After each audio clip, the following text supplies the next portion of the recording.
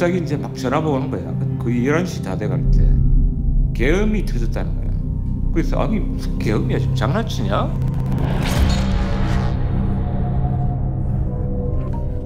파렴치한 종북 반국가 세력들을 일거에 척결하고, 그때 제가 그 원효대교를 이제 이렇게 넘어가는 데에서 기억나는 게 대표한테 전화를 했어요. 대표는 일단 그 윤석열 명예훼손 사건에 이게 피고인으로 재판 중이라서 일단 피신하시라. 그러다 보니까 여기에 센터에도 적어도 사법경찰은 좀 와 있지 않을까.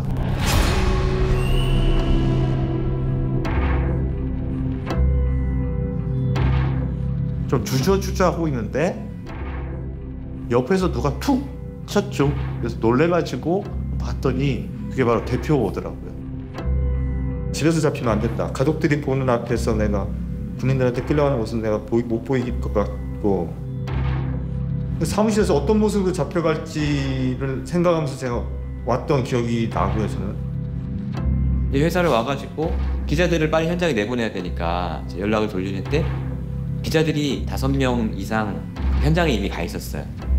국회에.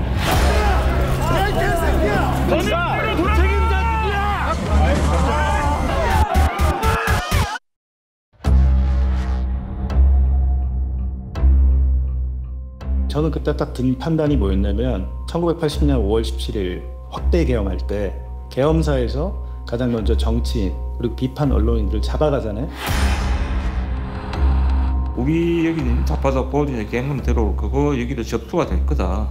우리가 그냥 그대로 있을 거냐, 그건 아니다. 이게 이제 그 당시 이제 작성한 메모인데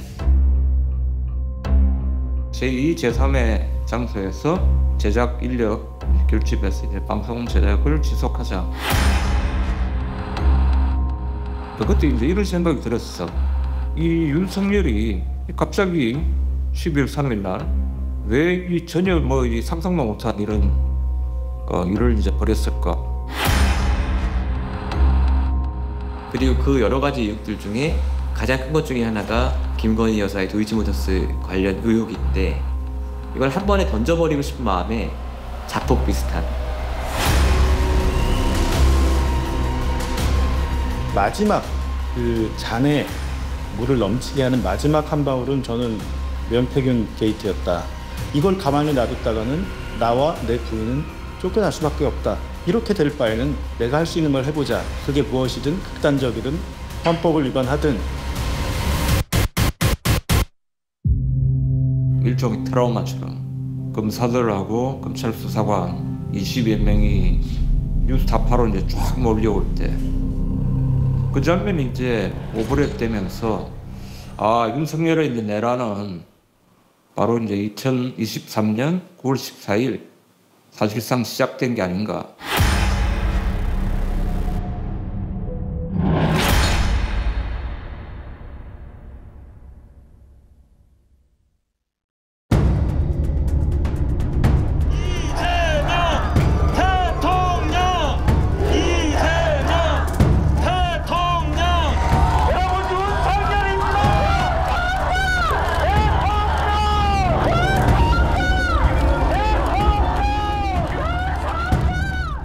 그 부산저축은행 일반 대출인데 다른 건 기소하면서 그 외에 이 대장동 대출만 봐줬습니까? 아니, 부산저축은행은 SPC 대출로 배임 혐의가 되는 부분만 기소를 한 겁니다. 그런데 그 중에서 왜 대장동 1,150억 불법 대출을 알면서도 기소 안 하고 봐줬냔 말이죠. 나중에 2016년인가에 결국은 다 구속돼서 아니, 2년 6개월 불법 실형 대출이 받았잖아요. 아니라 뭐 무슨 그 사람이 어디 가서 커미션 받아먹은 거를 또 기소를 안 했다면서 왜 또 불법 대출이요? 네, 지난 대선 때 아마 대선의 결과를 정할 정도의 큰 이슈는 대장동 사건이었습니다. 각종 조중동을 비롯한 주요 매체에서 천화동이 1호 누가 누구, 2호가 누구, 이 사람의 수익이 얼마, 이 모든 잘못이 이재명이 독점적인 개발권을 줬기 때문이야, 뭐 비리와 유착되고 있기 때문이야.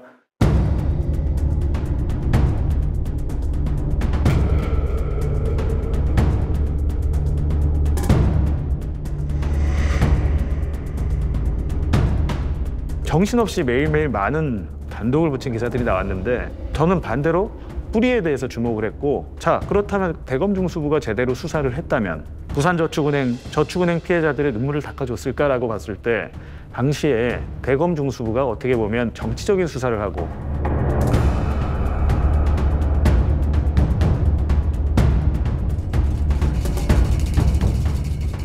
부산저축은행 사건의 핵심 인물이라고 할 수 있는 조우영에 대해서 수사망을 빠져나갈 수 있는 기회를 제공했구나라는 확신을 갖게 된 거죠. 3월 4일로 기억이 되는데 오후 2, 3시경에 김영진 대표로부터 전화를 받은 게 시작입니다. 당시 저희 전문위원이었던 신학님 전 언론노조 위원장이 대장동 사건의 주역인 김만배 씨와 대화를 나눈 녹음 파일 같은 게 있다.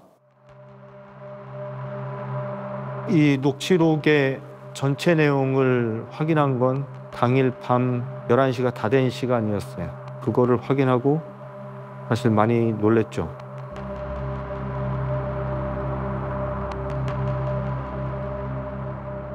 얘가 이제 다른 기자를 통해서 찾아와. 조우영이가 나를. 아, 조우영이 찾아온다고? 왜냐면 형님, 제가 이렇게 수사받고 있는데 다른 기자분들이 해결했는데 못 해주는데 형님 좀 해결해 주세요. 그래서 그래? 근데 형이 직접 가서 얘기하기는 어렵다.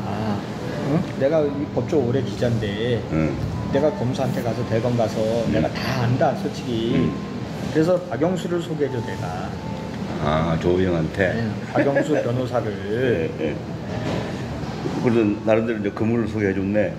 왜냐면 나는 형 그 혈관을 다 아니까 무슨 말인지 알지? 통할 만한 사람. 통할 만한 걸 소개해줬지. 사실 제일 놀랬던 건 그동안 말로만 듣던 김만배 씨의 육성이라는 점이었어요.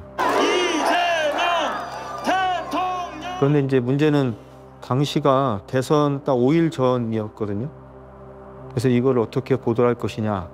그리고 기본적으로 보도를 하기 위해서는 이제 필수 불가결한 취재가 이제 선행이 돼야 되는 것인데, 그래서 이제 전화를 오후 1시 전후에서 제가 막 전화를 이제 돌리기 시작하는데 공교롭게도 아무도 전화를 받지 않았어요. 그래서 이제 전화를 안 받아서 이제 방법이 없으니까 일단 문자를 보냈습니다.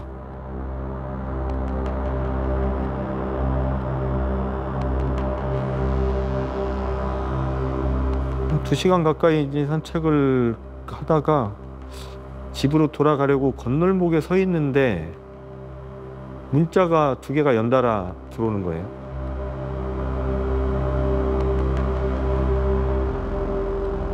내가 이 대장동 사건의 핵심 인물인 조우영 씨를 변호한 사실은 있다라는 걸 일단 인정을 했고요.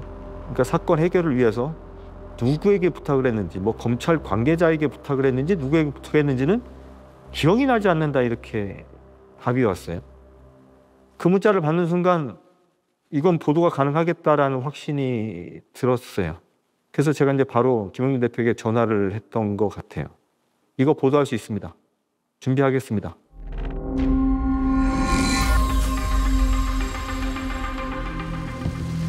대장동 사건 핵심 인물인 김만배 씨가 한 지인과 나눈 대화의 음성 파일을 뉴스타파가 입수했습니다.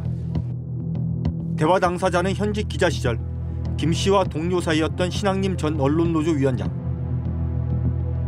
대화를 나눈 시점은 지난해 9월 15일입니다.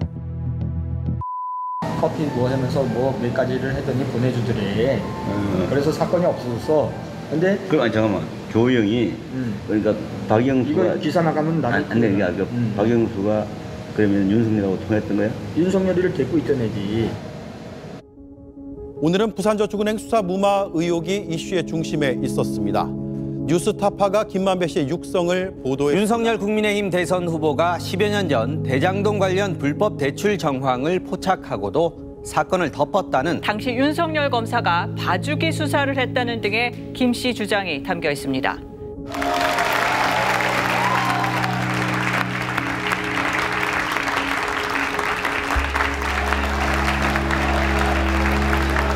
대통령으로서의 직책을 성실히 수행할 것을 국민 앞에 엄숙히 선서합니다.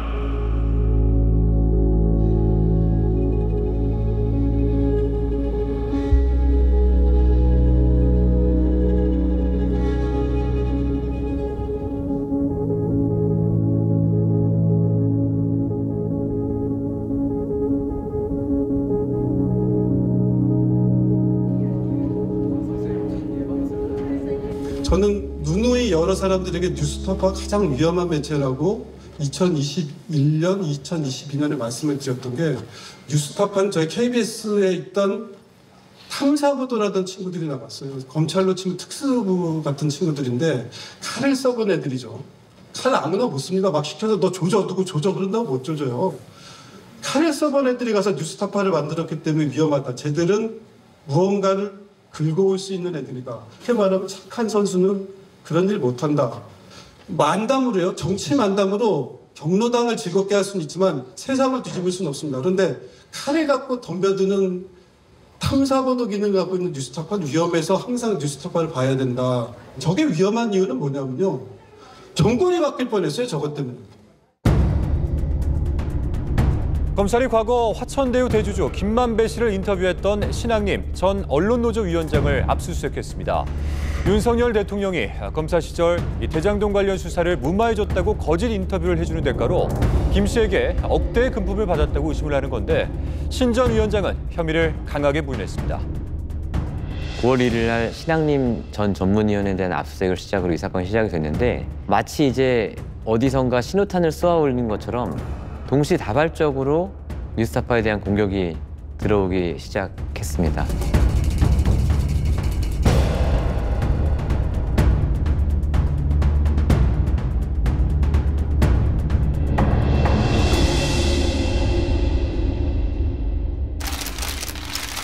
대장동 주범이 언론인을 끌어들여 거짓 인터뷰를 한 후 선거일 직전에 이를 터뜨리게 해 윤석열 후보에게 결정타를 가하고 이재명 후보를 돕고자 했던 것입니다.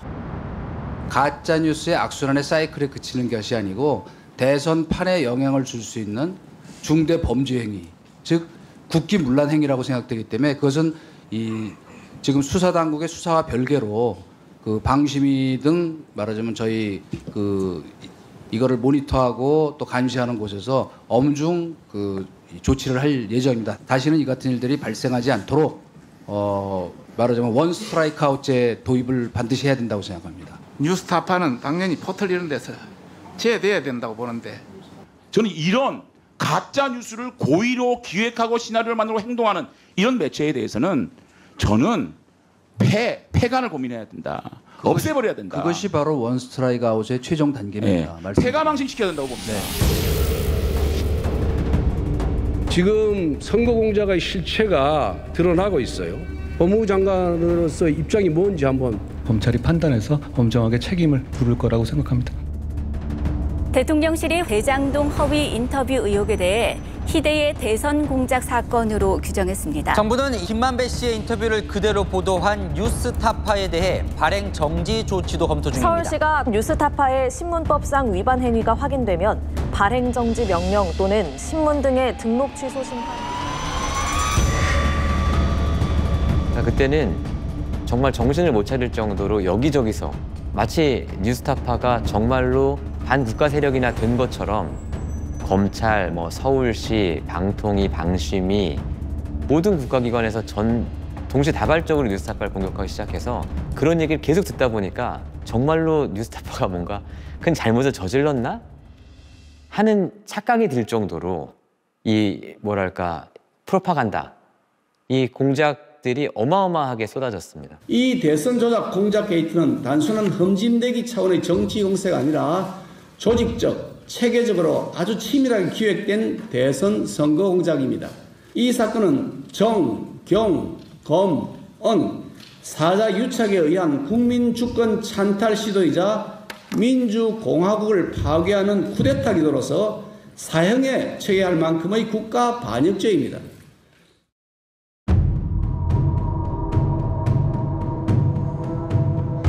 당시 그 수사본부의 반부패부 검사, 우리가 흔히 말하는 이제 특수부 검사가 10여 명이 투입이 됐다라는 게 이제 검찰발로 이제 기사가 나오기 시작을 합니다. 박근혜 국정농단 사건 당시에 검찰이 특별수사본부를 차렸었거든요. 그때 최초에 투입된 검사가 13명이었던 걸로 제가 기억이 돼요. 이 박근혜 국정농단 사건에 버금가는 규모구나. 검사 한 명에게는 수사관 등 인력들이 대여섯 명씩 딸려 있거든요. 그러면 일단은 수사 인력만 6,70명 이상이 된다는 얘기예요. 이 사람을 대선 공작 게이트 진상조사단 위원으로 임명함. 삼각 카르텔의 존재가 드러난 이상 철저하게 발본색원해야 합니다. 희대의 국기문란 사건으로 자유민주주의를 파괴하고 헌정 질서를 무너뜨리려 했던 중대범죄입니다. 그 규모 면에서나 치밀한 기획 정도로 보아 도저히 김만배 개인이 홀로 벌인 일이라 보기 어렵습니다.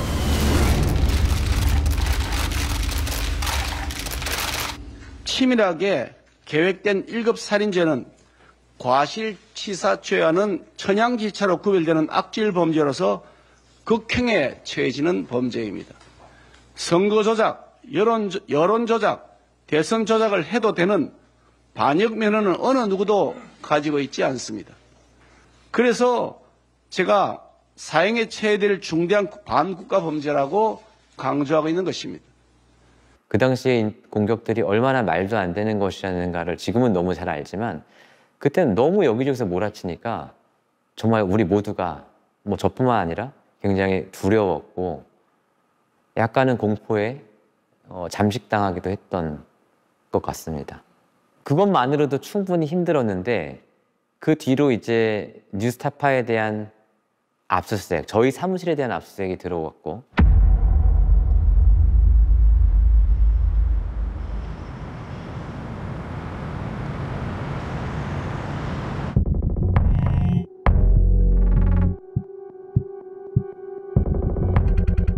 멀리서 한 10여 명의 검은색 양복을 입은 검찰 직원들, 검사들 포함해서 그분들이 한 10여 명이 나타나더라고요. 곧바로 알아챘어요. 아, 검찰에서 왔구나.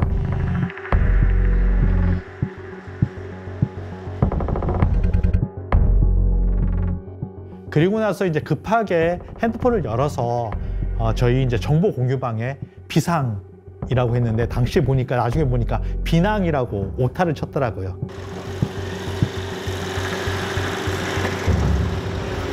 거기 중앙병원에서 왔습니다. 이렇게 전화번호 대화를 하고요. 그 정문 앞에 1층에서 문 걸어 잠그고 혼자 지키고 있었죠. 아니, 연락을 진행했는데 잠깐, 예, 직원입니다. 지금 문을 열어주실 수도 있잖아요. 저는 뭐 여기 평직원이기 때문에 상황이 오시고 뭐 변호사 영장 저희가 오시면 아니 그때 협의 대상 하도록 하겠습니다. 아니 그게 아니라 협의가 아니라 이 영장 집행하러 온 거기 때문에 예, 알겠습니다.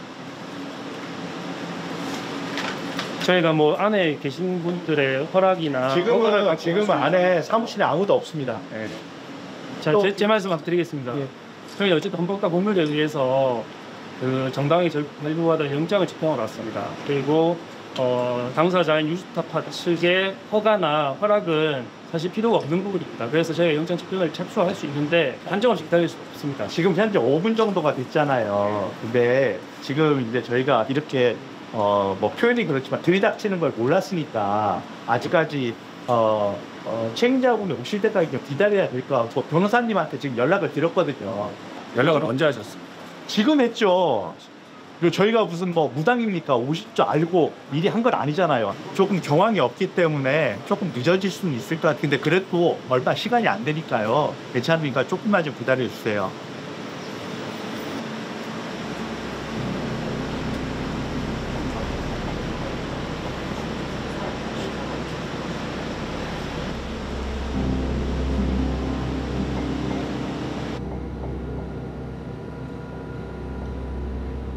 걔는 그냥 제시만 해요. 차량 제가 변호인이니까 제시는 해줄 수 있는데 차량 때문에. 네.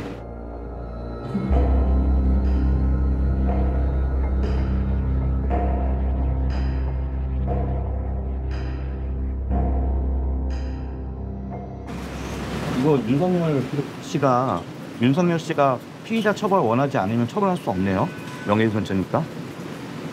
법상은 그렇죠. 그렇죠.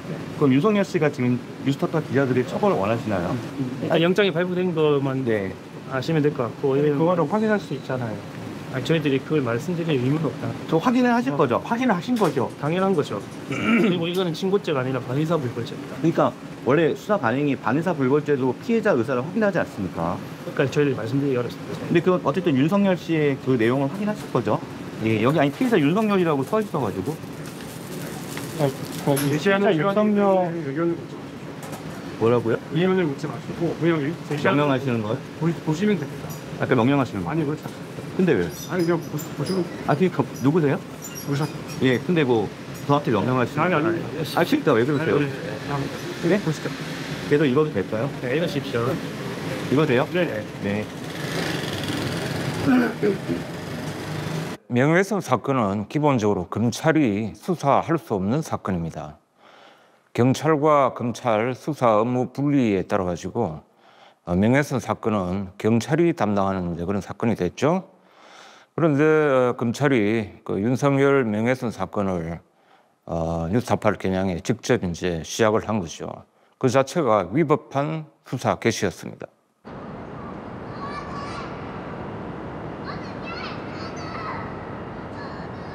아침에 저희 큰애가 이제 좀 늦게 가서 제가 데려다주고 출근을 하려고 나서서 엘리베이터를 타려고 할 때 그 복도 쪽에 남성 한 분이 저에게 다가와서 검찰 수사관 신분증을 보여주면서 압수수색 영장 나왔습니다. 그러는 거예요 또. 그렇다면 기다려달라. 내가 아이를 데려다주고 와서 압수수색에 응하겠다. 그랬더니 그렇게는 안 된다. 그렇다면 일단 응할 테니까 내가 거부하는 게 아니다. 라고 했는데 저와 그때 당시 수사관이 현관문 앞에 펼친 그 얘기들을 저희 초등학교 6학년 아이가 다 옆에서 들은 거죠. 그래서 제가 거기서 상당히 좀 흥분을 해서 언성이 좀 높아졌었고 저희 아이가 굉장히 놀랐고 마음으로 다 표현 안 하지만 오히려 아빠가 걱정할까 봐 아빠가 잘 이겨낼 것 같다. 힘내 이런 얘기를 하더군요. 오늘 아침에. 출근 준비하고 있었고요. 8시 한 25분 정도 샤워를 하고 있는데 계속 집에 이제 벨이 울려서 그 모니터로 집 밖에 누가 와 있는지 보니까 한 너댓 명이 이렇게 보여요. 직감했어요. 압수수색 왔구나라고 직감을 해서 일단 회사에 바로 연락을 하고 그래서 이제 8시 한 30분쯤 집에 들어온 것 같아요.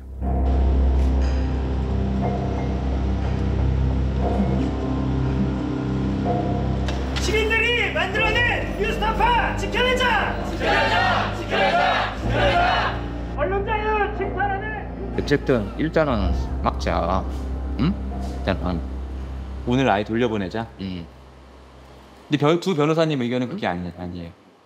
지금 그때 제가 개인적인 심정은 개인적인 이제 방침 같은 것들을 사실 이제 갖고 있었죠. 이거는 절대 열어줘서는 안 된다.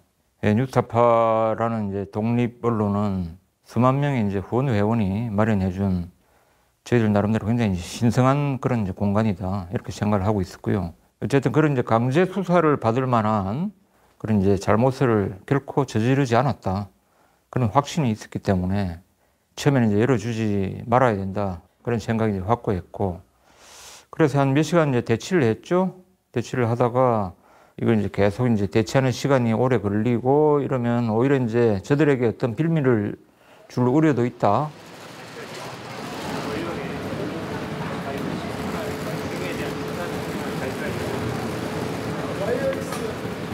자, 기자 여러분들 아침부터 고생 많으십니다. 뉴스타파 대표 김용길입니다.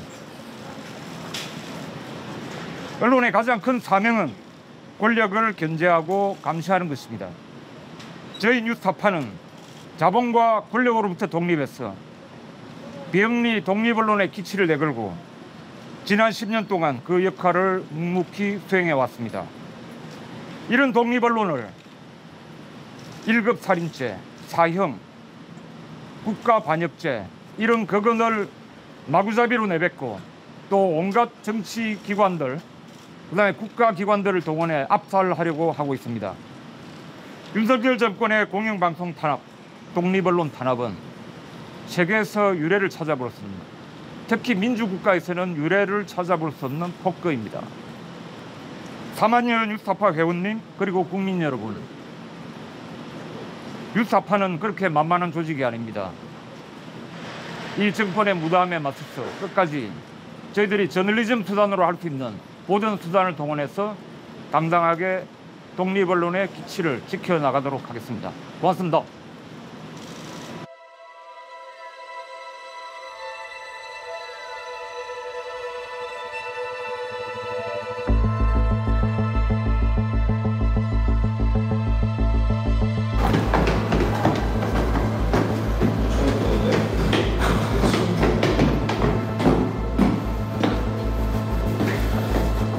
이제 검찰 압수수색 시작됐고요. 검찰이 이제 언론 자유에 대한 침탈 행위 그 첫 번째 현장입니다. 검찰 수사관들 뉴스타파 몇수는 5층에 여기 5층 일단 들어가셔서 그 영장이랑 내용 확인하고 그렇게 하겠습니다.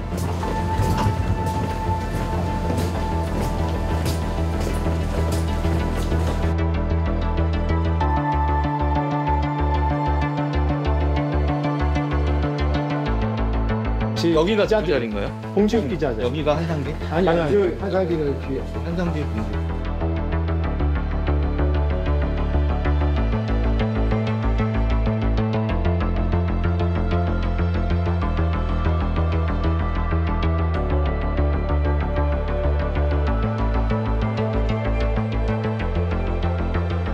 어떻게 보면 상상하기 어려운 일들이죠.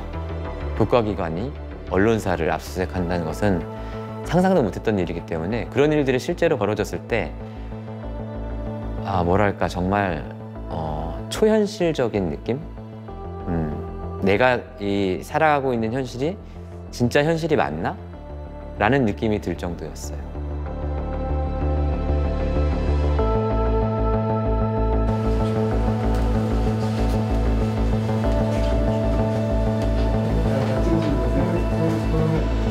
변화가 없는 것 같아요. 지금 저희가 겪는 상황이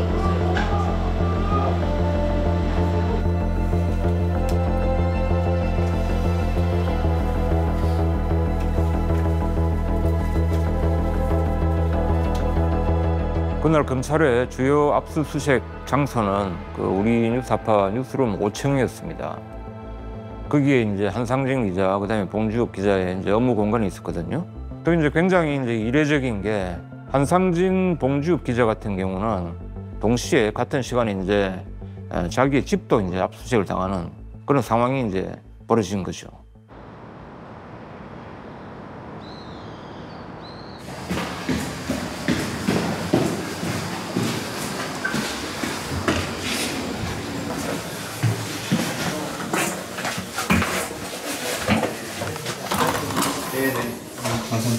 네, 안녕하세요. 네, 저희 기자입니다. 네. 그 뉴스타파 네, 저희도 최근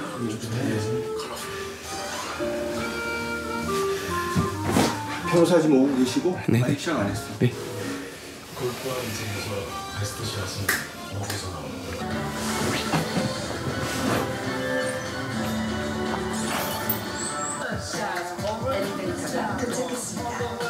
뉴스타파와 JTBC 본사 그리고 김만배 녹음 파일을 보도한 기자 2명의 집을 압수수색하고 있습니다. 잠시 뒤에 전해드리겠습니다. 먼저 오늘의 주요 뉴스입니다.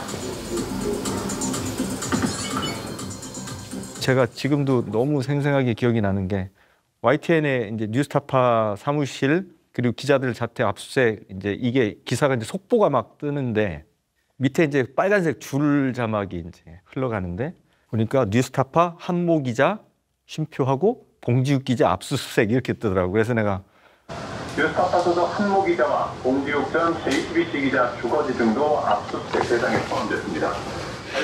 난 한모 기자고 지욱이는 왜 이름일까? 못 기억나네. 딴 데서 이미 껐잖아요. 해당 인터뷰인 2011년 부산저축은행 수사 당시 지금 일단 영장부터 확인하시고는 받았어요. 오늘 감사의 후레츠를 내일은 강원 영동에 시간당 20에서 30mm의 원본 영장은 지금 촬영하면 안 돼요? 네네.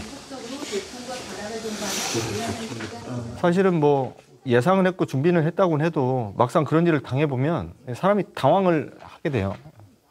엄청 당황스럽더라고요. 그래서 영장 내용을 변호사와 같이 읽는데 뭘 꼼꼼히 본다고 봤는데 글자가 잘 눈에 안 들어와요. 이게 그냥 전자장비는 다 압수색을 하는 걸로 이제 느껴졌어요. 그리고 무슨 위에 보니까 서류 뭐 이런 것들은 지워져 있는 걸 봤고. 운동적인 답변을 해서 가능성이 있습니다. 다만 실제로 일종 조정 같은 것들을 프레임에도 행정적으로 처리하는 부분이 많기 때문에 결국 프레임이 선생님 이제 신체하고 의복 이런 거 좀 소지품하고 그렇지 않습니까? 그 영장본에 나온 거라서 그 범위 안에서만 저희가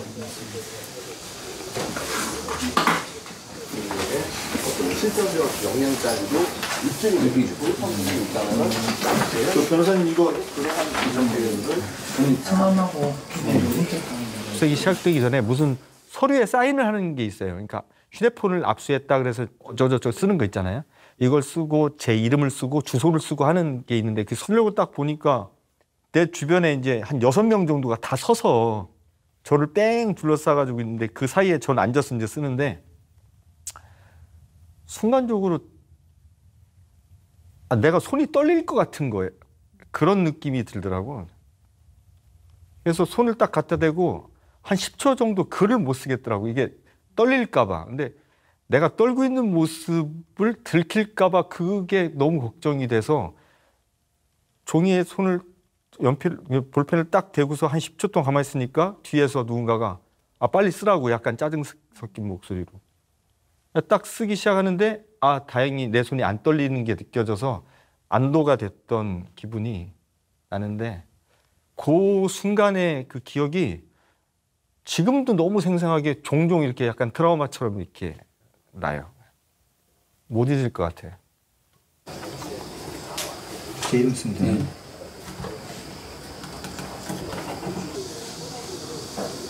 휴대폰을 전부 복제 압수하는 것이 지금 여기서 당장 포렌식이나 이런 장이 불가능해서 제가 이제 휴대폰 자체를 검찰청으로 가져가서 이렇게 포렌식을 실시할 겁니다.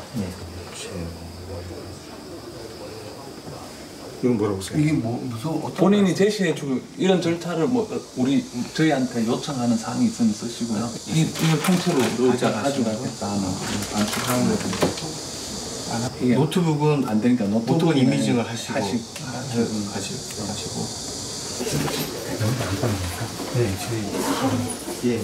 그래서 제일 먼저 저희 부부가 쓰는 이제 침실로 들어가는데 제가 이제 거기는 저희 집사람이 주로 쓰는 곳이고 저기 안쪽에 있는 옷장은 전부 다 저희 집사람 거니까 거기는 좀 조심해서 해줬으면 좋겠다라고 얘기를 하니까 여성 수사관을 그쪽으로 투입을 했고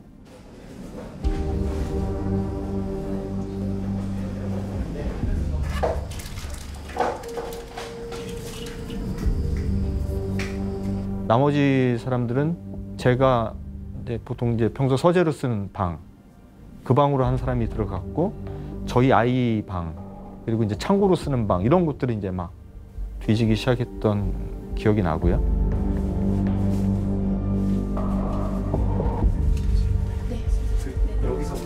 제가 쓰는 공간이 좀 지저분한데 막 서류가 온갖 곳에 쌓이고 한데 서류를 하나씩 다 뒤지더라고. 그랬는데 제가 이제 영장에서 서류는 압수수색 대상이 아니라는 걸 내가 봤던 게 떠올라서 그 압수 대상 목록에 문서는 없던데.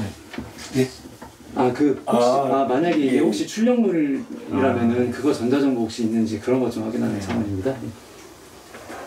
컴퓨터에 저장되어 있는 파일을 종이로 출력한 것으로 추정되는 서류는 압수수색 대상이 됩니다. 이렇게 말을 해요. 그 얘기를 저희 변호사하고 저 같이 들었는데 듣는 순간에 그런가 보다 이런 생각을 했던 것 같아요. 그래서 아무 문제 제기도 안 하고 그냥 놔뒀고. 이게 이제 지금 확인해야 파란색이 있는 게 키워드에 걸리는 거니까 위에 윈도우 10 메일이 동기화가 돼 있어가지고 보고 지금 파일을 불러왔더니 그중에서 아예 뭐 기간에 제외되고 뭐 쓸데없는 거 빼고 나니까 2180개예요.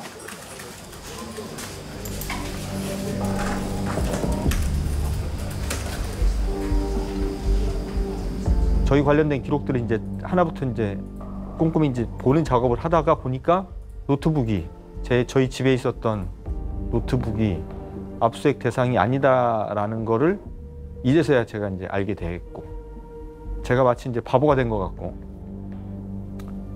그래도 그 짧지 않은 시간 사건 기자로 일을 하면서 이런 식의 수많은 사건들을 취재를 했었던 사람이 이런 식으로 그냥 이렇게 눈뜨고 바보같이 됐구나, 내가 이렇게 당했구나, 그 생각이 떠나질 않아서 막 진짜 막 화가 너무 나가지고 잠이 안 오더라고요.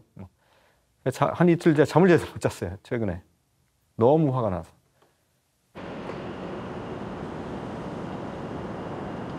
압수수색을 당해보면 모릅니다. 이게 영장 안에 뭐 판사가 허용한 범인지 아닌지에 대해서 굉장히 또 말들도 어렵게 써 있어요, 저희가 봐도. 그래서 이 목록이 뭐가 맞고 안 맞고 이런 행위가 적법하고 적법하지 않은지를 판단할 수가 없습니다, 현장에서는.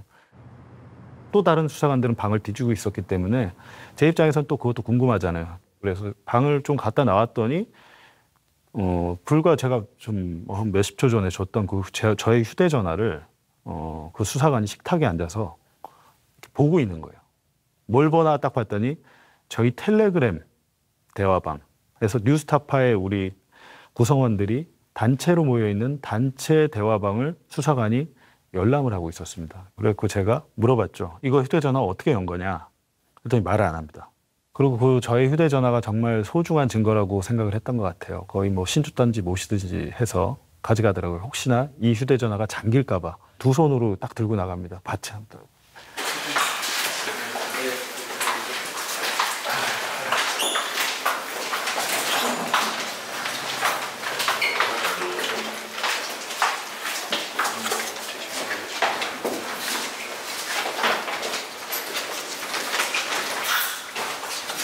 네, 취재 방이세요, 이거는. 취재 방이 지금 세상에 났어요. 아니.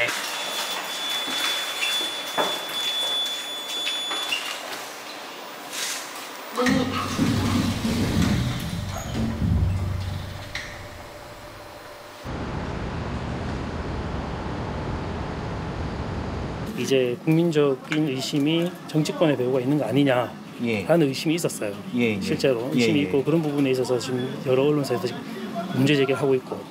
그런데 이제 그에 부합하는 스스로 문제 제기하고 있는 거잖아요. 이제 명함도 어느 정도의 증거로서의 가치가 있다. 그렇게 판단하기 때문에 저희가 가져가는 겁니다. 그럼 검사님 왜냐하면 이거는 여기 나와 있는 명함이 민주당 의원들, 이 국회의원들하고 관계돼서 어쨌든 이 범죄 혐의 사실에 적시가 되어야 되지 없지 않습니까?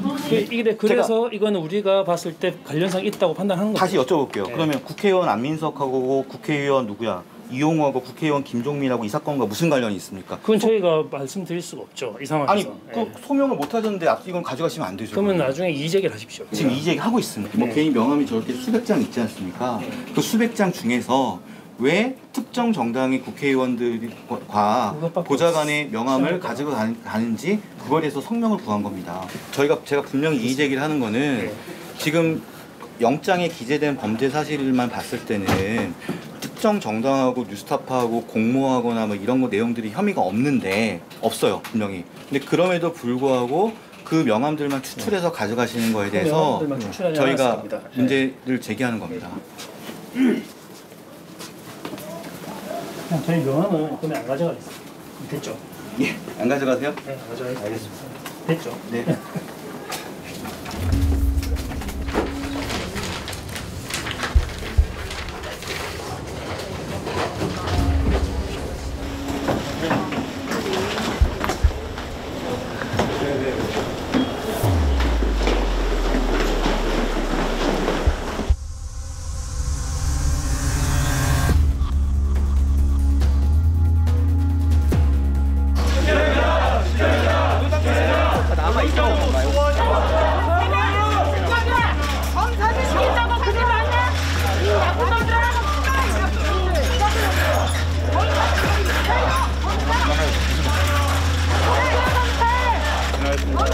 오늘 계획하셨던 압색은 다 마치신 거예요? 압수물은 다 확보하셨나요? 계획하신 압수물은 다 확보하신 건가요? 진행하겠습니다. 좀 지나가겠습니다. 할 수 있도록 보내주세요.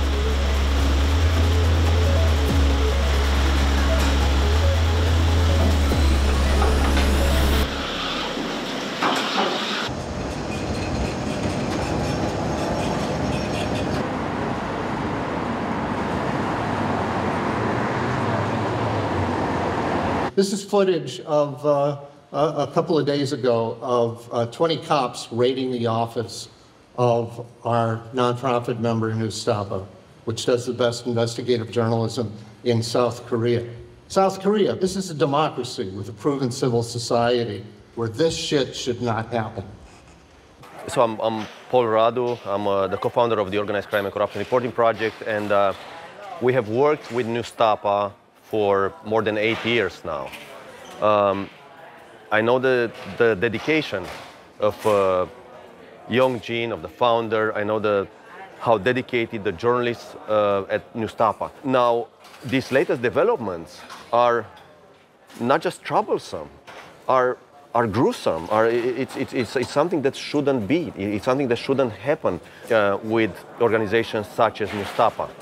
You have done your investigative reporting over a very long period of time, and you've amassed a lot of knowledge during that period of time. So the people in power who know they are involved in wrongdoing are not just afraid about for your previous reporting or your current reporting. They fear your future reporting. This is why this type of people will always try to take down an organization like Newstapa.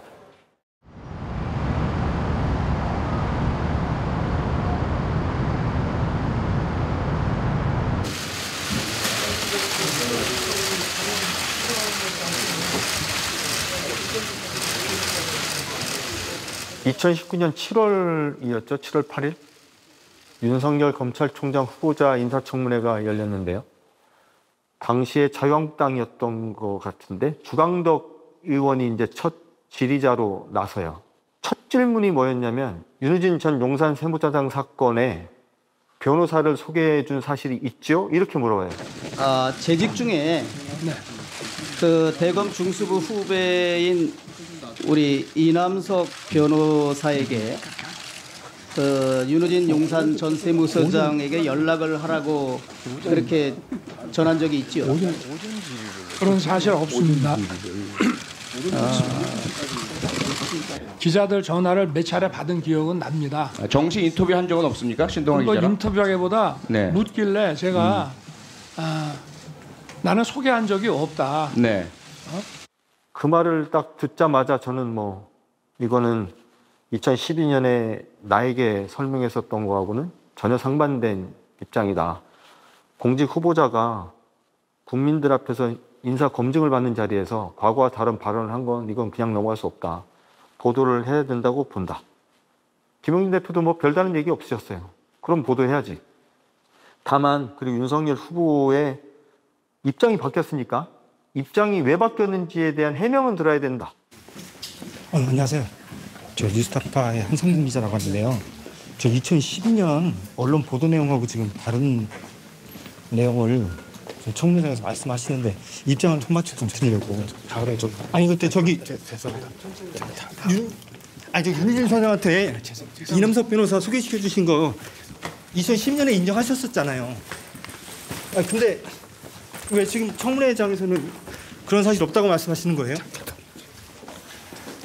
그 의원님들 대신 질문해드리고 계시잖아요. 아니 근데 계속 이렇게 부정을 하시니까. 그래 죄송합니다. 2012년 들어가잖아요. 네, 들어가고 있죠. 2012년 청문회 들어가고 있잖아요. 다음에 그 이남석 변호사 소개시켜 주신 거 인정하셨었는데 아니 제가 여쭤볼 수 있는 좀 비켜주시죠. 네.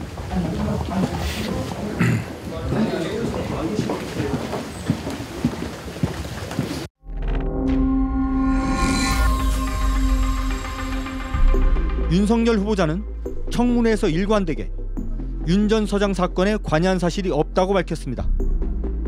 하지만 뉴스타파는 윤석열 후보자의 청문회 발언과는 배치되는 내용의 통화 녹음 파일을 확인했습니다. 혹시 이남석 변호사를 윤우진 씨한테 소개를 시켜주셨나요? 소개를 시켜줬죠. 근데 내가 얘기를 해줄게. 네네. 어떻게 됐냐면 네네. 당시에 내수에 관련된 우리 후보자님, 그 윤우진 사건에 이남석 변호사를 정말 소개해준 사실이 없어요? 저는 변호사를 하여튼 선임시켜준 사실이 없다고 분명히 말씀드립니다. 소개해준 일이 없다? 네. 저거 한번 틀어보겠습니다. 통화 녹음 파일을 확인했습니다.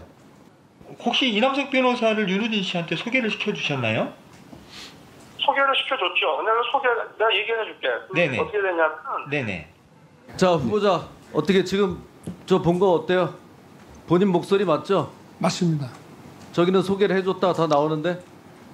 그러니까 이제 아마 저 기자나 또는 저 기자 말고도 여러 기자들이 전화가 이제 왔는데 뭐 소개했다는 문자가 이제 있다라고 하니까 제가 아마 저렇게 말을 하기는 한 모양입니다. 근데 왜 오늘 하루 종일 도대체 부인을 한 거예요? 저렇게 다 진상이 드러나는데. 본인 목소리가 지금 온 국민을 다 듣고 있는데 아침에 한 속기록을 다 가지고 와서 여기서 그럼 밝혀야 되겠습니까? 소개라고 했는지 선임이라고 했는지 여기 있는 모든 사람들이 다 귀가 멀었습니까? 아니 저 기자가 아니 어떻게 윤석열 그 정의를 얘기하시는 분이 이렇게 지금 거짓말을 하면서도 또 변명을 합니까? 이거 변명이 아니고요. 이 시간에는 우리 후보자님께서 야당님도 사과하시고 가시면 맞습니다. 그래서 뭐 제가 7년 전 일에 대해서 설명을 하다 보니 뭐 그렇게 오해를 하셨다면은 제가 그 부분에 대해서 설명을 좀 잘 못 드린 것 같습니다. 네.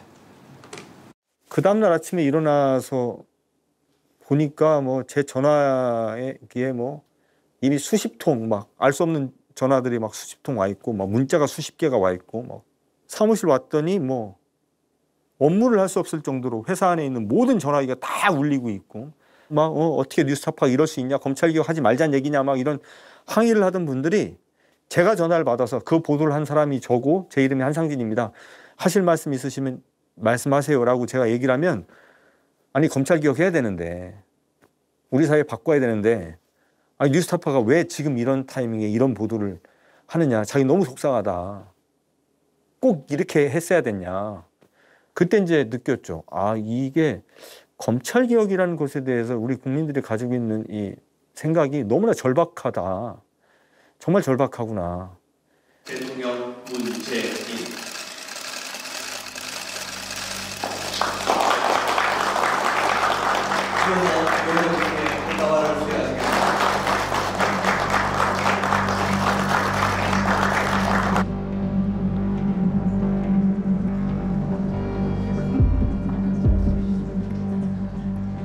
뉴스타파가 어떻게 보면 문재인 정부 초반부터 검찰 개혁이라는 것을 중요한 사회적 의제로 다뤄야 한다는 생각을 가지고 일관되게 검찰 개혁에 대한 보도를 해왔습니다. 도이치모터스 사건도 사실은 그 연장선상에서 취재가 이루어진 것인데 신원을 밝히지 않은 제보자가 보내온 문건인데요.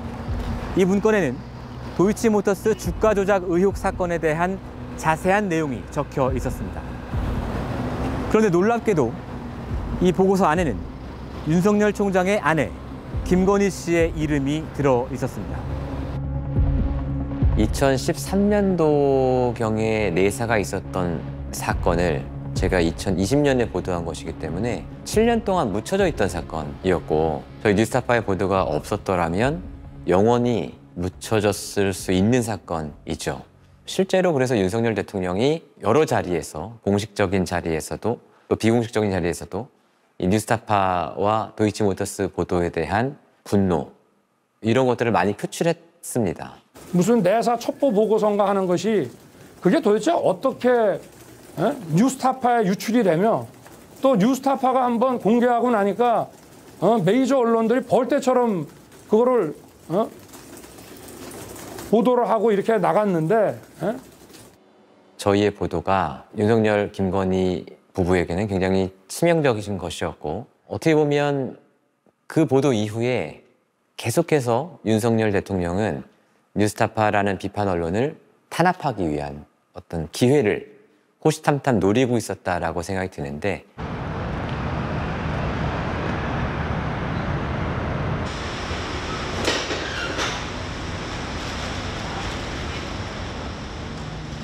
진짜 두세 명만 들어가면 문을 닫을 수 없을 정도로 조그마한 방에 수사관하고 저하고 둘이 나란히 앉아가지고 서로 앞에 있는 모니터를 보면서 선별 작업을 하는데 포렌식을 해보니까 제 휴대폰에서 확인된 전자정보가 25만 건인가가 넘더라고요. 저도 깜짝 놀랐는데.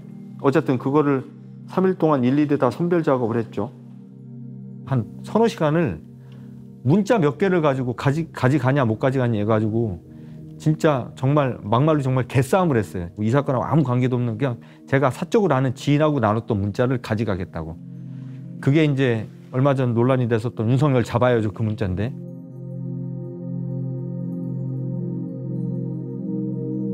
이 윤석열 잡아야죠 그 문자를 가져가겠다고 난리를 쳐서 개인적인 지인하고 주고받은 문자인데 이걸 검찰이 왜 가져가느냐. 이게 이 사건 보도하고 아무 관계도 없고 이 사건 보도의 내용을 알지도 못하는 사람이고 이 사건 보도를 제가 만드는 과정에서 아무런 영향을 미친 적이 없는 사람인데 이걸 왜 가져가냐 그랬더니 이제 검사는 하는 말이 평소에 한상진 씨가 윤석열 후보를 음해하고자 하는 마음을 마음속에 갖고 있었음을 보여주는 중요한 단서이기 때문에 우리는 가져가야 된다는 거예요. 그래서 내가 저희 집에서 제 휴대전화 3대를 가져갔습니다. 갔는데 한 2주 후쯤인가 앞서 한상진 기자는 분명히 중앙지검으로 갔다고 그랬는데 저는 대검찰청으로 오라고 하는 거예요. 그래서 왜 내가 대검으로 오라고 그러지? 그래갖고 제가 한상진 기자한테 농담으로 내가 더 주범이다. 당신은 중앙지검 갔지만 난 대검 레벨이 다르지 않냐 뭐 이렇게 농담을 하기도 했었는데 어쨌든 저는 대검 디지털 포렌식 센터로 갔고요.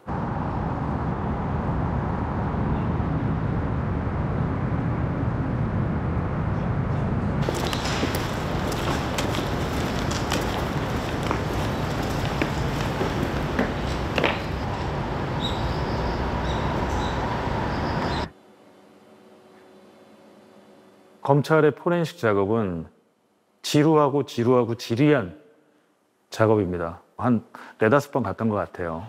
제 문자 메시지 중에 이미 예전에 지웠던 건데 포렌식으로 복원이 됐더라고요. 근데 그 상대방이 저희 아내였습니다. 근데 아내랑 일상적인 대화를 한 것도 있지만 굉장히 심하게 다툰 문자가 있어요. 일종의 부부싸움을 문자로 했습니다. 수사관이 그걸 딱 보더니 눈이 반짝반짝해지면서 아니 이걸 증거로 가져가겠다 그러는 거예요. 무슨 소리냐? 왜 남의 가정사를 증거로 가져가냐? 이게 도대체 이 사건과 무슨 관계가 있냐? 그랬더니 이걸 그냥 가져가야 된다는 거예요. 무조건. 모르겠습니다. 속으로는 너가 이렇게 이상하고 성격이 이상한 놈이야. 이런 거를 좀 입증하기 위해서 가져가려는지 모르겠지만 가져와야 된다고 해서 그때 어떤 상황까지 벌어졌냐면 저랑 그 신인수 변호사는 우리는 이런 증거까지 가져가는 것에 도저히 동의할 수 없다라고 항의를 하고 그 자리를 박차고 나왔어요. 내가 포렌식 끝난 날 비가 왔어요. 9월 22일이었는데 비가 왔어. 그 무의미한 싸움을 한 너댓 시간 하고서 검찰청을 딱 나오는데 제가 멘탈이 뭐 그렇게 나쁜 사람이 아니거든요. 내가 일할 때 멘탈이 괜찮은 사람인데 내가 멘탈 깨진 경험이 거의 없어. 일을 하면서. 근데 내가 걸음을 못 걷겠더라고. 검찰 서울중앙지검을 딱 나오는데 걸음을 못 걷겠. 비가 오는데 우산을 못 쓰겠는 거예요. 우산을 들 기운이 없어서 내가 우산을 버렸어요. 서울중앙지검에서 내려오다 보면 옆에 조그마한 동산이 있잖아요. 이게 공원이. 거기까지 가가지고 공원까지 가지도 못하고 공원 입구에 있는 계단이 이렇게 있는데 그 계단 맨 아래 칸에 주저앉았어요. 비를 맞으면서. 움직이질 못하게 내가 하도 싸우고 나왔는데 막. 근데 지금 생각을 해보면 뭐 싸운 것 때문에 진이 빠졌다기보다도 너무 비참한 거야. 막. 이런 걸로 내가 싸우고 있다라는 것 자체가 내가 그 생각을 했어요. 그날. 거기서 이제 몸을 추스려서 지하철역으로 비를 맞으면서 가면서 내가 이 싸움 반드시 이긴다.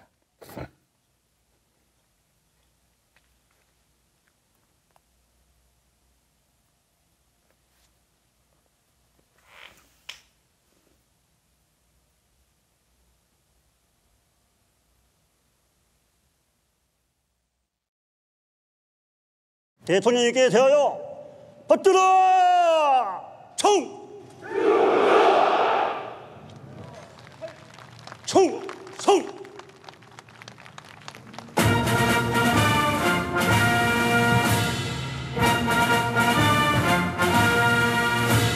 국군 통수권자이신 대통령님께서 육군 부대를 사열하시겠습니다.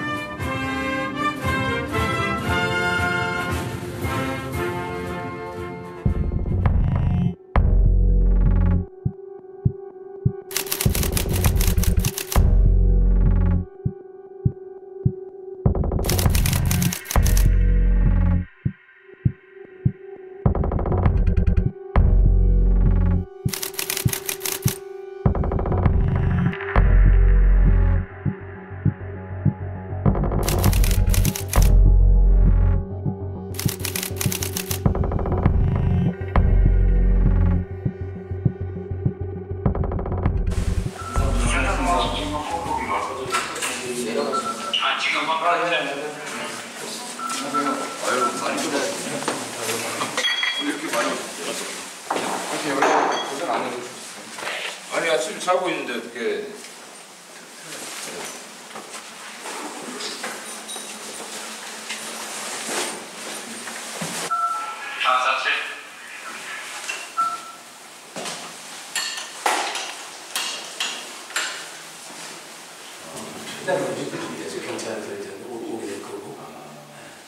문을 열어보니까 그 좁은 아파트 복도가 이제 꽉 차 있는 거예요.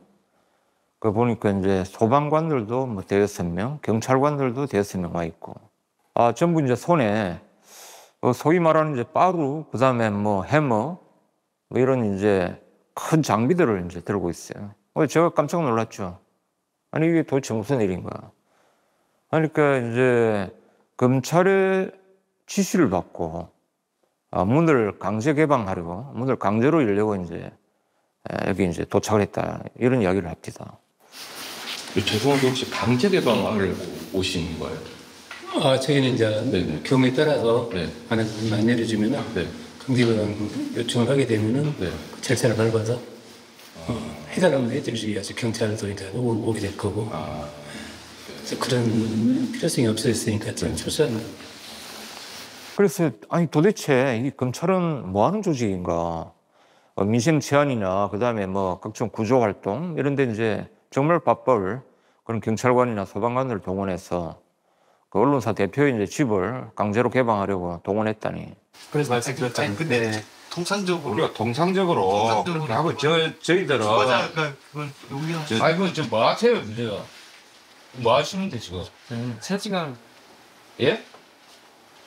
저희 압수수색 집행 절차 과정 압수수색은 하는 장면 이런 거 하면 되고 지금 서로 의견 나누는 걸 왜 찍어요, 혹시? 서로 이제 신경 거슬리게 하지 맙시다. 네? 이 정도면 되지 않을까요? 아니 그러니까 서로 신경 거슬리게 하지 말자고요. 서로 그럼 하지 마요. 잠깐만요.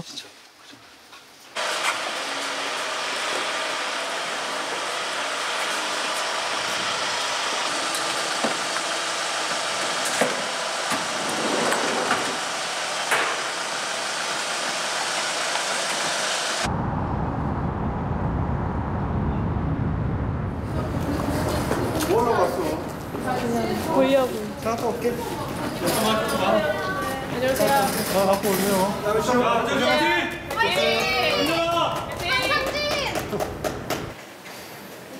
저는 지금 검찰이 하고 있는 이 수사가 왜 하는 건지 잘 모르겠고요.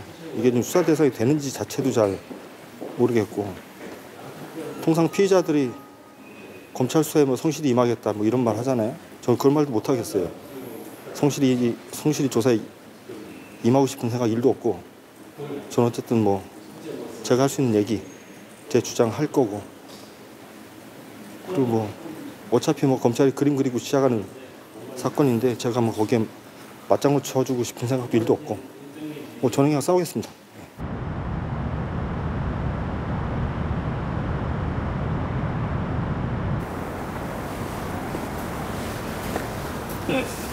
고생하셨습니다. 어땠어요? 이제 시작이네 이제. 이제 시작이야? 이제 시작이네. 그게 무슨 보니까 어떤? 뭐 지금까지는 아무것도 안 했네. 너무나 허무맹랑한 논리와 주장들을 막 해놓으니까 어쨌든 이게 이제 앞으로 이제 하나하나 이제 내가 이제 싸우고 깨나가야 될 것들인데, 태산하고 싸우게 생겼네. 그런 생각은 듭니다. 질문이 416개였어요. 네. 그러니까 질문을 듣는데도 시간이 꽤 걸리더라고요. 재밌는 질문들이 많았어요. 뭐 예를 들어서 제일 제가 이제 황당했었던 거 뭐였냐면, 제가 이제 3월 6일 보도한 당일날 제가 국회의원 황운하 씨와 황운하 의원과 제가 이제 문자를 주고받았다고. 근데 문자가 저한테 온 문자가 수고하셨습니다 였다고 제가 말씀드렸죠. 이걸 검사가 어떻게 질문하냐면, 한상진은 엄청난 보도를 했다. 그리고 이거는 민주당 그리고 이재명 후보에게 엄청나게 도움이 되는 보도였다. 당연히 민주당 국회의원이라면 이 보도를 보고 당황하고 굉장히 놀랐어야 된다. 근데 황운하의 문자는 굉장히 침착하다. 이런 걸로 봤을 때 황운하는 뉴스타파에서 한상진 당신이 이 보도를 할 거라는 걸 사전에 이미 알고 있었고 그래서 당황하지 않은 것으로 보이는데 어떤가요? 이런 질문이 있었어요. 제가 이 질문을 받고 진술을 거부합니다라는 말을 잠깐 잊어버릴 정도로 뭐라고 답을 해야 될지 모르겠더라고요. 그래서 내가 잠깐 있다가 진술 거부합니다라고 말을 하는데 정말 그때는 정말 일어나고 싶더라고요.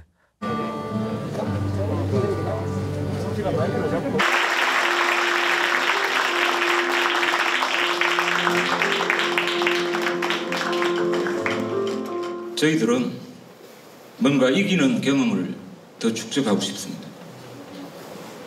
승리하는 역사를 쓰고 싶습니다. 여기 서울의 봄 영화 보신 분들은 많겠죠. 그 철저하게 악이 정의를 짓밟고 그렇게 끝나버리는 그 처참한 역사를 다뤘는데 우리가 늘 그런 역사만 경험할 수 없지 않습니까? 그렇죠? 우리도 이기는 역사를 써야 되겠다.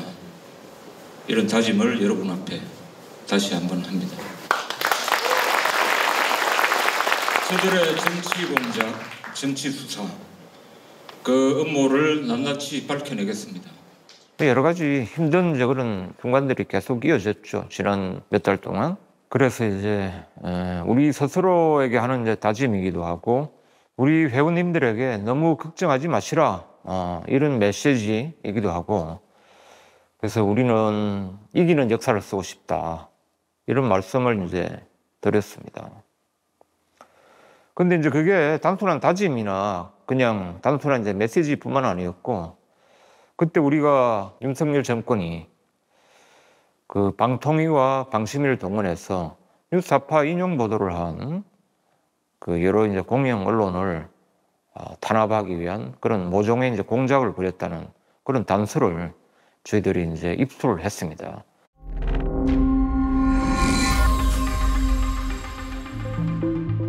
방심위는 지난 11월 13일 전체 회의에서 각 방송사에 대한 과징금을 최종 결정했습니다. 방심위 역사상 유례가 없는 과징금 규모였습니다. 뉴스타파는 이처럼 마치 군사작전처럼 벌어진 방심위 조치의 배후를 지난 2달간 취재했습니다. 그 과정에서 류일임 방심위원장이 가족과 지인 등을 동원해 뉴스타파 인용보도 관련 민원을 넣었다는 충격적 정황을 확인했습니다. 그런데 이들이 방심위에 낸 민원글들은 하나같이 내용은 물론 오탈자까지 똑같았고 민원을 낸 패턴도 약속이나 한 듯 같았습니다. 누군가의 기획에 의해 또는 누군가의 부탁으로 민원이 조직적으로 만들어졌다고 밖에는 해석할 길이 없습니다. 그 유일임 방심위원장의 이른바 청부 민원 의혹 그거는 정말 그때까지는 뭐 듣도 보도 못한 그런 황당한 의혹이었습니다. 방심위에 어떤 이제 언론사의 보도 프로그램이 문제가 있으니까 그걸 이제 처벌해 달라 이런 이제 민원이 이제 들어옵니다. 근데 그런 민원 내용들을 이렇게 이제 확인을 해보니까 민원을 제기한 사람들이 유일임 위원장의 뭐 동생, 그다음에 인척, 그다음에 그 사람의 이제 직장 전 동료 이런 사람들이 이제 무더기로 쏟아졌습니다. 이건 너무 이제 어이없는 일이었죠.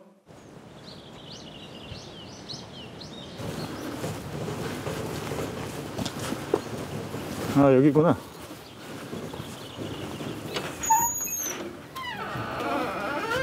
안녕하세요.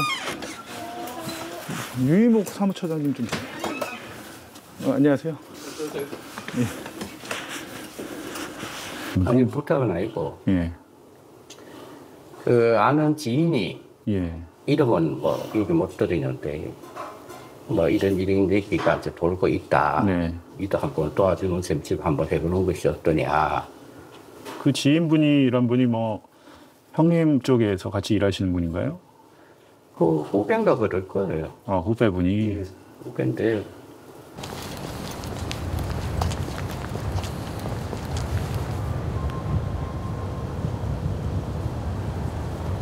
그 지난 9월에 그 방심위에 그 민원 내신 거 있으시잖아요. 예. 네네. 그 민원 그거 어떻게 해서 내시게 된 거예요? 제가 민원을 넣었었나요? 기억 안 나세요? 여러 개 내셨던데. 제가요? 네네.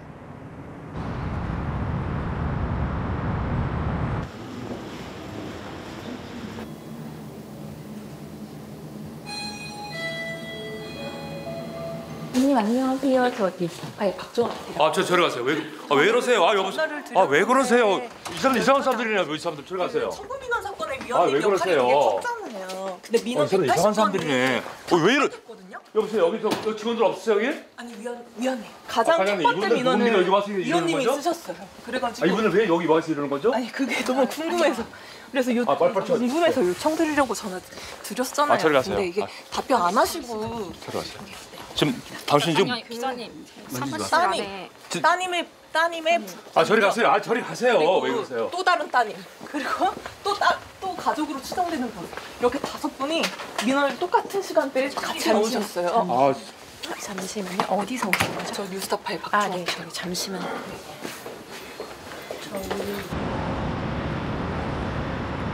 방심위원장님 오늘 출근하셨는지 좀 궁금해서. 사전에 출근 안 하셨어요? 홍보팀 통해서 연락을 해주시면 저희가 대응을 하도록 하겠습니다. 아 그래요? 예. 오늘 좀 출근 안 하셨어요? 휴가신가요 혹시? 네, 그거는 뭐 사적인 거라서 저희가 말씀드리기 어렵고요.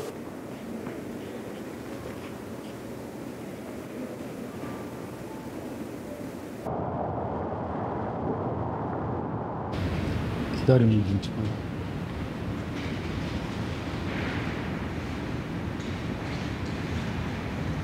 가 있으신 걸로 아는데 왜 지금 여기에 계시는 거예요? 저 여기는 가족이랑 지인분들한테 민원 청구하셨나요? 예, 아니 근데 여기는 내부에서 저 여기서 가족 민원 문제 제기해가지고 이해충돌 문제가 있으셨는데 어머 제가 심의에 계속 참여하시는 거예요? 미디어 연대 간부한테 지시하셨나요? 아니요, 저희는 국가장소까지 이렇게 오셔갖고 그러면 어떡합니까? 그 가족이랑 지인분들한테 민원 청구하셨나요? 네.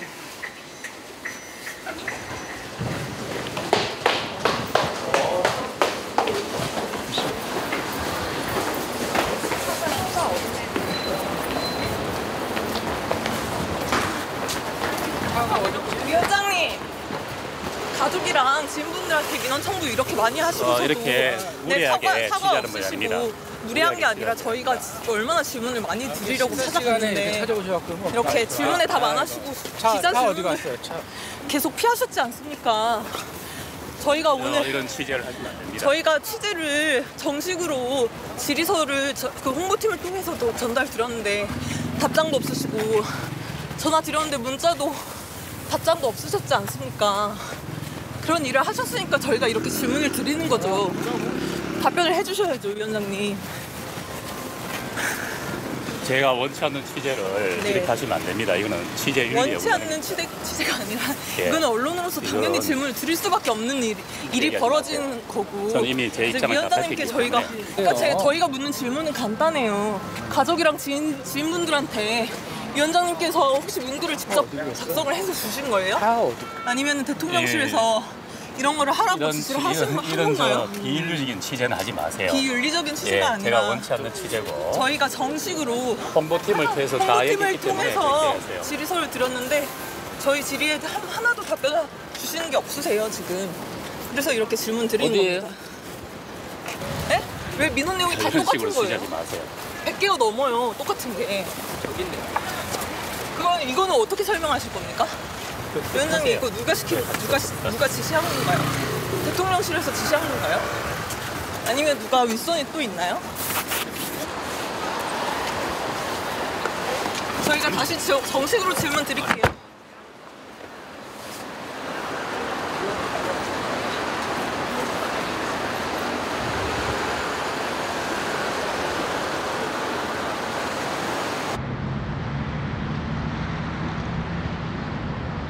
들과 위원장님께서 이게 뭐 기업 비밀도 있고 할 테니까 9월 4일부터 7일까지 총 188건의 민원이 접수됐는데 이 가운데 이 민원인들의 절반 이상인 40여 명이 류일임 위원장과 직간접적인 사적 이해 관계자였다라고 하는 것이 드러난 거 아니겠습니까? 그걸 취재해서 확인한 겁니까? 그때 당시의 보도는 40여 명이었는데 네. 최근까지 계속 취재를 했는데 훨씬 더 많습니다. 더 늘어났습니까? 70명이 넘는 걸로 확인이 됐고요. 그러니까 단순히 혈연 지연 학연뿐만이 아니라 전 직장 그리고 전 직장에 파견 나와 있던 경주시의 공무원 그리고 전 직장에서 MOU를 맺었던 한 문화단체 대표 저희가 확인을 하면 할수록 계속 숫자는 늘어나고 있습니다. 네, 류일임 위원장의 동생도 관련이 됐다라고 하는 사실들이 드러나고 있는데 관련해서 동생도 만나봤습니까? 네, 제가 제일 처음 찾아간 게 류일임 위원장의 동생이었고요. 네, 자 봉지욱 기자가 직접 취재했던 영상이 준비가 돼 있죠. 시간상 많이 듣지는 못하고 잠시 좀 들어보도록 하겠습니다. 근데 성경을 왜 부탁하셨을까요? 그럼 부탁? 네. 이유가 좀 도와달라 아닌데 도와달라 이런 거였어요. 부탁은 아니고. 예. 아는 지인이 잃어버린 이걸 못 드리는데 이런 일이 내기가 돌고 있다. 네. 이거 하고 도와주는 셉집 한번 해보는 것이 어떠냐. 네, 이런 것들을 보면 류일임 위원장을 빼놓고는 설명이 안 될 것 같은데 없습니까? 그렇죠. 네, 저희가 지금 제5차. 저는 사실 류일임 방심위원장 청부민원 사건을 취재할 때 이 사람은 곧 잘리겠구나 그렇게 생각을 했거든요. 그런데 이분이 잘리기는커녕 연임을 했습니다. 제가 너무 놀라워서 이건 해도 너무하는구나 라는 생각이 들던 차에 국회에서 이제 과방위에서 저에게 참고인으로 좀 나와달라 청부민원 사건을 취재한 기자로서 이 사건에 대해 알려달라는 취지였거든요. 근데 발언대에 딱 서니까 느닷없이 국민의힘 의원들 신성범, 김장겸 이런 분들 전부 다 기자 출신이거든요. 이분들이 저에게 하는 말은 뭐냐면 야 너는 윤석열 대통령 명예훼손범이잖아. 너는 허위보도 가짜뉴스를 퍼뜨린 사람이잖아. 근데 네가 거기서 그런 말할 자격이 있어? 어떻게 보면 제가 나간 목적과 아무 관계없는 질문을 해온 것이죠. 뉴스타파의 보도 경위를 보면요. 뉴스타파가 보도를 합니다. 당시에 대선 직전에 보도를 하는데 그런데 결국은 그게 허위임이 다 드러나지 않습니까? 아무리 지금 본인이 부인해도. 그러니까 이게 진짜 본인이 생각하기에 이게 정의로운 심층 취재, 검증 취재라고 본인이 생각하십니까? 혹시 공작이라고는 생각하지 않아요? 대선을 앞두고 공작을 벌였다. 본인이 공작의 주역이라고 생각하지 않아요? 제가 그럴 정도의 능력은 안 되는 것 같고요. 그런데 당시 봉 기자의 보도를 보면 왜 이렇게 선입견이 있었던 거예요? 뭐예요? 다 비틀어 버렸잖아. 답변 드릴까요? 아니 짧게 내 질문에. 조우영 씨를 조사했습니다. 조우영의 진술 조서를 저희가 확보했습니다. 2011년 2월에 대검 중수 조사를 받았다고 보도한 거 아니에요? 2014년 경기경찰청 조우영의 진술 조서 조우영 씨 스스로 2011년 대검 중수부에서 대장동 대출건으로 수사를 받았고 지금 저희가 계속 앞뒤 상황과 관련 판결문까지 다 공개했는데도 불구하고 그런 것들은 보지 않으시고 무조건 이것은 아니 가짜 뉴스라고 하면 가짜 뉴스가 되는 겁니까? 보도 당시 명색이 기자를 했던 사람이 모든 게 뻐먹고 뭐죠 이게? 나는 이해가 안 돼. 네, 제가 말씀드리겠습니다. 만약에 지금 검찰이 8개월 넘게 수사를 하고 있는데 저 조사 한 번 받았습니다. 더 이상 부르지도 않더군요. 근데 다음 주쯤 기소를 할 것 같습니다.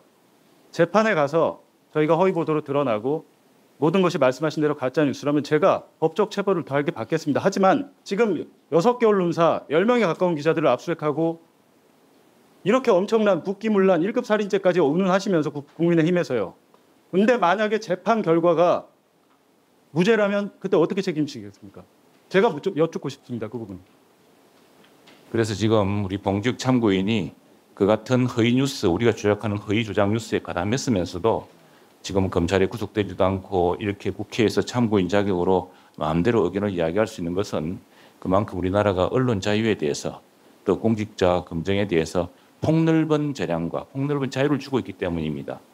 최영두 의원님도 기자 출신으로 알고 있는데요. 문화일보에 계셨고 워싱턴 특파원까지 하신 걸로 알고 있습니다. 만약에 최영두 의원님이 쓰신 기사가 문제가 돼서 검찰의 수사를 받는데 아직 기소가 되지도 않았는데 정치권에서 이걸 가짜 뉴스다 말다 하면 받아들이실 수 있겠습니까? 아니 왜냐하면은 그것은 지금 이것은 판결이 내려진 것도 아니고 크게 말씀해 주세요. 근데 그때 보면 제 목소리가 약간 빨라지고 상기돼 있잖아요. 지금처럼 느리게 얘기하지 않고 약간 저도 흥분을 했지만 눌렀죠. 거기서 뭐 제가 같이 삿대질할 수 없고 똑같은 수준이 될 거고. 근데 제가 생각보다 놀랐던 것은 국민의힘 과방 의원들 수준이 참 낮구나. 한편으로는 고맙구나. 이것들을 전 국민이 나중에 볼 텐데 이 장면을 한편으로 고맙구나 이런 생각을 했죠. 화가 났던 건 사실입니다. 네. 네.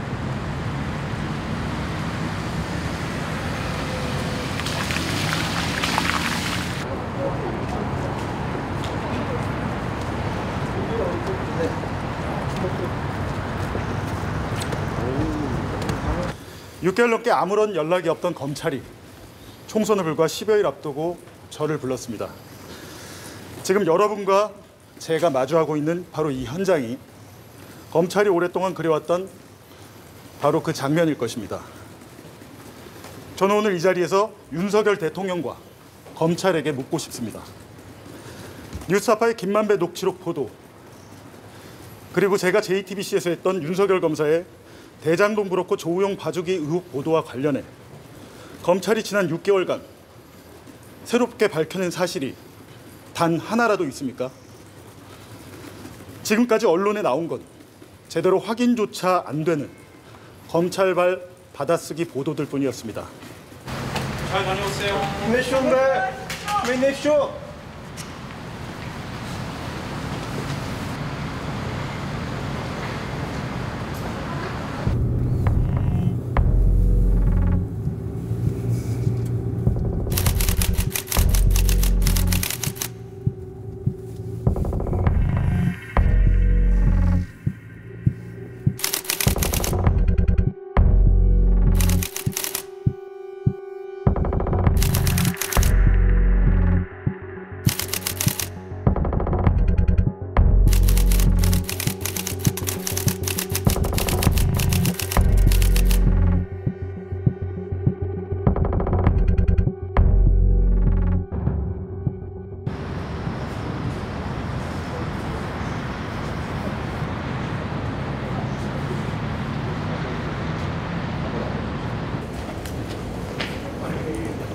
많이 오셨어요. 네. 네. 자택 압수수색 이후에 6개월 만에 검찰 조사신데요. 네, 조사 임하는 심경 부탁드립니다. 조사받기 참 좋은 날씨입니다. 그지? 날씨도 좋고 잘 받아봐야죠. 오늘 기자분들 굉장히 많이 오셨는데 오신 김에 뭐 좀 여쭤볼게요. 기자님들은 이 자리에 지금 누가 서야 된다고 생각하십니까? 이 자리에 진짜 서야 될 사람이 누군가? 어떻게 생각하세요? 응? 어떻게 생각하시지? 입장 보고로 말씀해주시면 될까요? 그럼요. 자, 김건희 씨 아닙니까?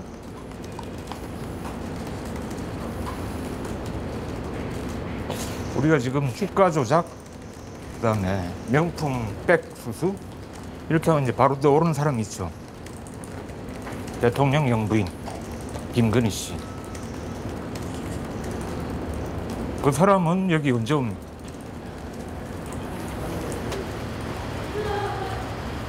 반부패부가 해야 될 일이 뭡니까? 우리는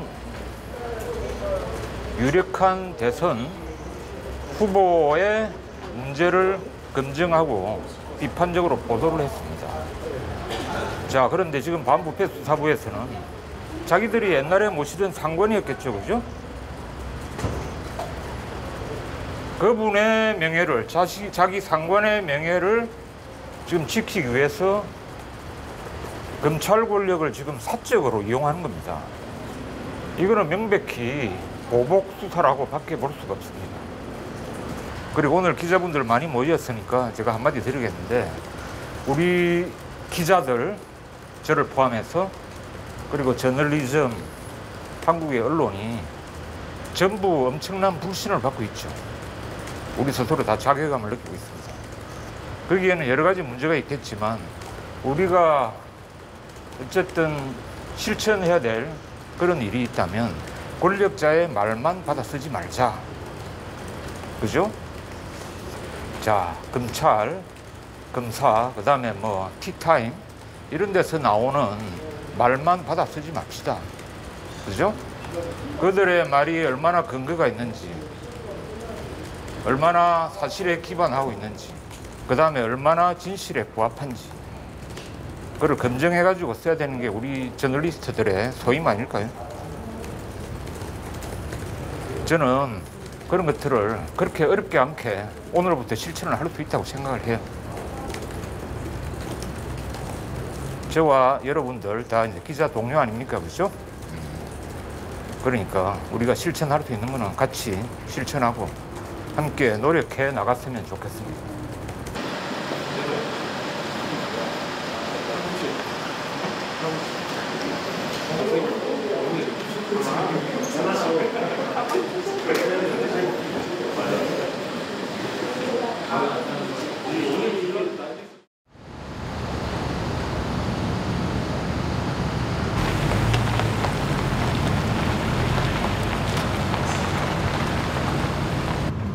이진숙 임명됐다네.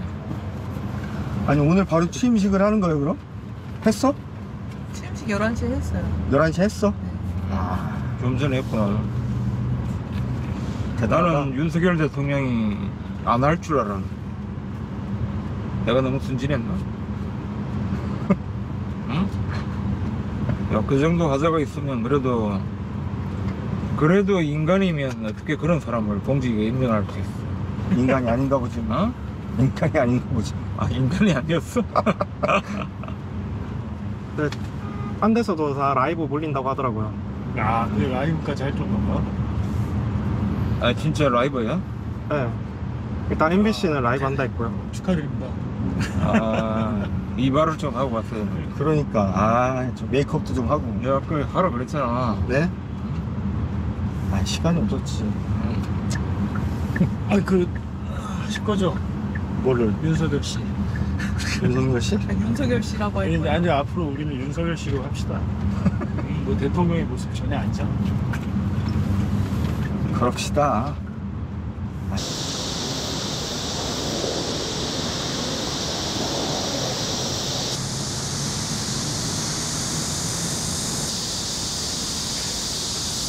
오늘부터 소위 윤석열 명예훼손 사건 재판이 시작됩니다. 그 재판에 앞서 제 입장 그리고 향후 계획을 좀 말씀을 좀 드리겠습니다. 저는 이 사건을 일부 정치검찰들이 작당해 벌인 정치 수사로 규정합니다. 명예훼손 사건에 대해서는 수사권이 없음에도 불구하고 검찰은 불법 수사를 밀어붙였습니다. 검찰은 법원이 발부한 영장 내용을 무시한 채 불법 압수수색을 진행했습니다. 그리고 증거를 조작해 법정을 모독하고 언론 플레이를 통해 허위 사실을 유포했습니다. 이렇게 온갖 불법을 저지른 뒤 검찰은 상상에다 정치적 의도를 더해서 걸레 같은 공소장을 만들어 재판을 청구했습니다.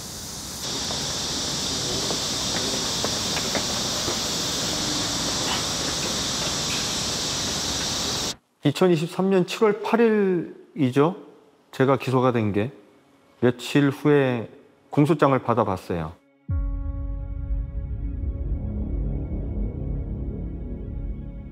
(72페이지인가) 되는 공소장이었는데 쭉 읽으면서 저는 좀 웃기다는 생각이 좀 들었어요. 재판장이 가장 많이 했었던 얘기 중에 하나가 공소장을 변경하라는 얘기였어요. 그리고 결국에는 총 3번에 걸쳐서 공소장이 변경이 됐고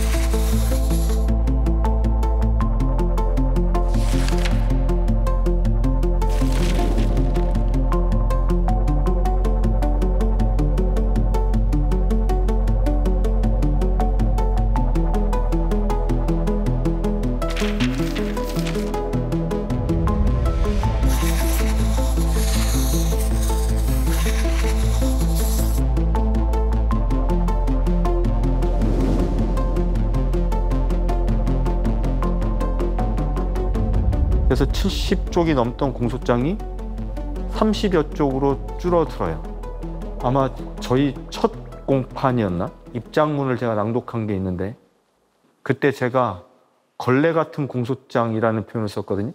근데 실제로 한 3번에 걸쳐서 공소장이 변경이 된 뒤에 변경된 공소장과 최초 공소장을 비교해 보니까 정말 걸레가 돼버렸더라고요.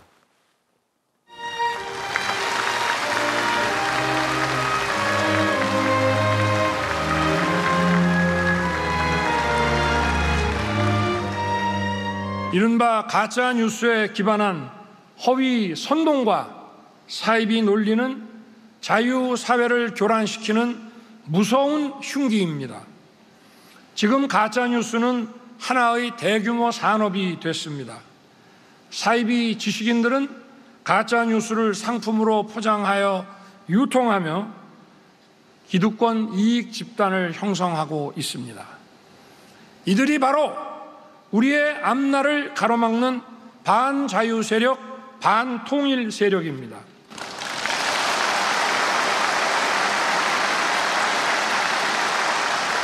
검은 선동 세력에 맞서 자유의 가치 체계를 지켜내려면 우리 국민들이 진실의 힘으로 무장하여 맞서 싸워야 합니다.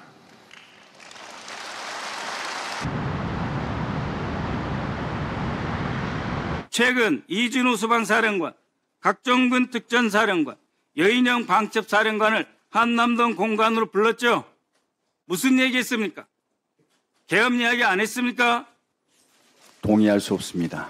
김영현 후보자를 국방장관에 갑자기 임명하려는 것과 대통령의 반국가 세력 발언은 김건희 여사의 감옥행을 막기 위한 계엄 준비 작전이다. 계엄 문제는 최소한 국민의 지지가 있어야 되고 군의 동의가 있어야 됩니다. 지금 자유대한민국 상황에서 이런 걸 지금 이 상황에서 계엄이 과연 통할 것인지 이것부터 생각하면 답이 나올 것 같습니다.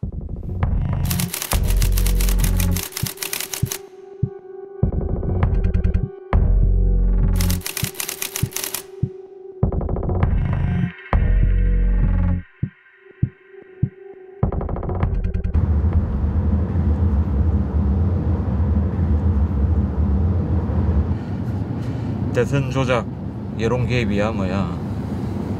응? 국사범 됐어. 네, 그러니까요. 야, 지금 우리 터널을 지나고 있는데 깜깜하잖아. 응? 왜 조금만 기다리면 더 밖으로 나가? 지 앞에 쳐다봐. 점점 밝아지고 있지? 응? 네. 영철 씨 그렇지 않나? 그렇죠. 점점 밝아지고 있어. 우리가 비록 지금 윤석열, 김건희라는 암흑의 터널을 지나고 있지만 곧 빠져나갈 수도 있을 거야. 때되면 다 지나가야 돼.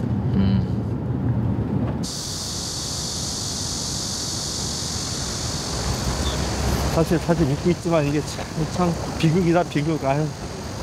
야, 뭘 비극이야. 희극이지. 부조리극이고 부조리극.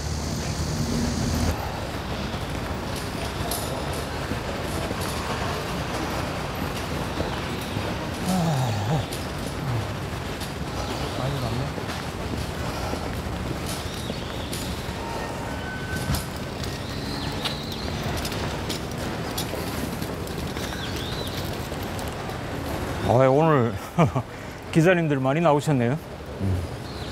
오늘 본 재판을 시작하면서 저나 우리 뉴스타파는 이 사건을 뉴스타파 대 윤석열 사건으로 이름 붙이고자 합니다. 저희들은 이 재판을 통해서 정치 검찰이 정치적 목적으로 비판 언론을 단합하는, 그래서 국민의 알 권리를 압살하는 이런 행태를 반드시 뿌리 뽑고자 합니다. 이런 행태를 이번 재판으로 끝장내려고 합니다. 오늘 저희 피고인과 그 변호인은 윤석열 대통령을 정인으로 신청하고자 합니다. 검찰은 이 사건 피해자를 윤석열 대통령이라고 적시를 했죠. 그런데 우리는 윤석열 대통령이 어떤 피해를 입었는지 모릅니다. 본인이 이야기를 안 했으니까. 우리 보도로 어떤 피해를 입었는지 본인 입으로 이야기를 해야 됩니다. 그래야 이 재판이 성립이 되는 거죠.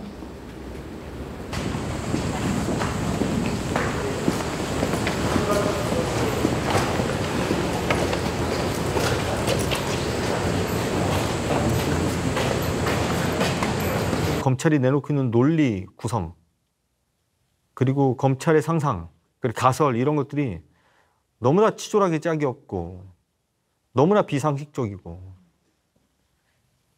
너무나 폭력적이어서 이거는 누군가의 보이지 않는 손에 의한 컨트롤이 아니면 이거 불가능한 일이다. 이게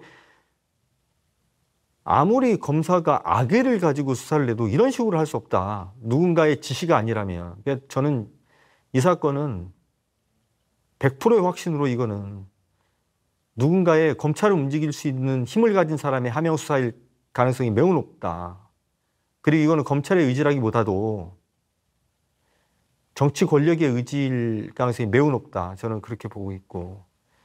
그래서 정치 탄압이라는 프레임에 맞게 우리도 대응하고 싸워야 된다. 그리고 반드시 정치 탄압에 굴복하지 않는 선례를 만들어내야 된다, 우리가. 그렇지 않으면 앞으로 저널리스트로 살아갈 이 대한민국의 많은 이제 후배 언론인들에게 짐이 될 수도 있다, 이게. 멋있게 싸워야 되고, 굉장히 아름답게 싸워야 되고, 정의롭게 싸워야 되고, 그리고 그 과정이 반드시 이겨야 되고. 저는 요즘에 이제 그런 생각을 많이 해요. 그래서 이거는 무조건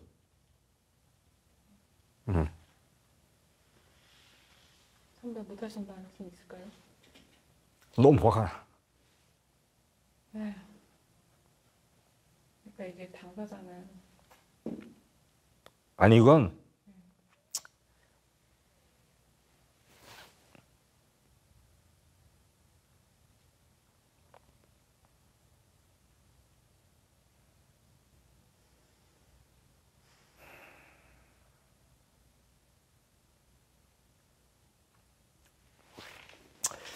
제 생각에 이 사건은 한상진, 김용진의 개인과 관련된 사건이 아니죠. 이건 뉴스타파라는 매체 하나와 관련된 사건도 될 수도 없고 돼서도 안 돼요. 이건 정치 권력이 내가 마음만 먹으면 헌법이 보장하고 있는 언론의 자유도 얼마든지 묵살하고 짓뭉개고 갈 수 있다라는 것을 보여주겠다라는 선언 선포라고밖에 볼 수가 없고요. 그래서 이거는 저항할 수밖에 없는 거예요. 그리고 그 저널리즘의 원칙에서 가장 중요한 건 굴복하지 않는 거예요. 권력에.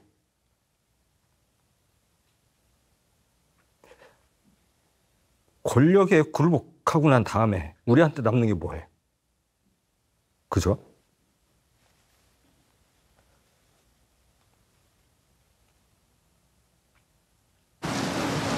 대통령께 대하여 받들어! 총!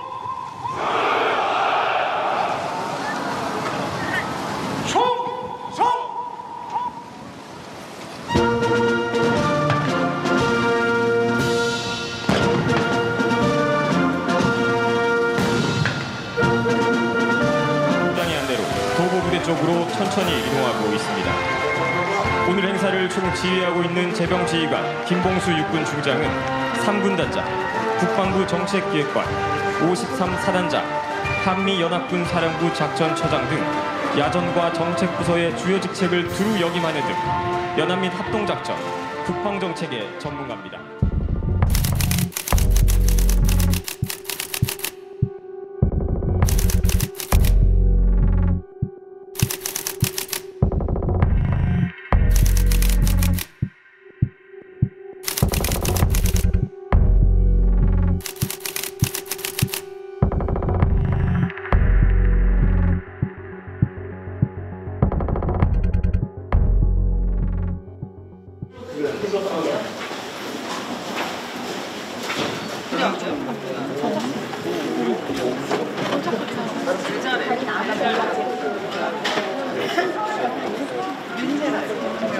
작년 9월에 압수수색 이후에 검찰 조사받고 그다음에 출국 금지당하고 뭐 공판 준비기일 다니고 결국 이제 그한 1년 만에 이제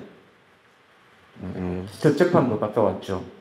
그 저희들이 재판 취재는 많이 했는데 어느 날 갑자기 이제 피고인석에 앉아서 이 책을 하나하나 써 내려가면서 반드시 검찰 정권을 독식시켜야 되겠다는 그런 이제 각오도 한 줄 한 줄 담아냈고, 어쨌든 이네들이 이렇게 한 거에 대해서 분명히 후회하게 만들어지겠다. 지금 명태균 씨에 대한 뭐 여론 조작도 있고 그것 외에도 지난 대선에 개입한 흔적이 있습니다. 있어서 저희가 지금 확인을 해서 올해 첫눈이 오기 전에 이 정권을 흔들 만한 보도를 꼭 한번 하겠습니다.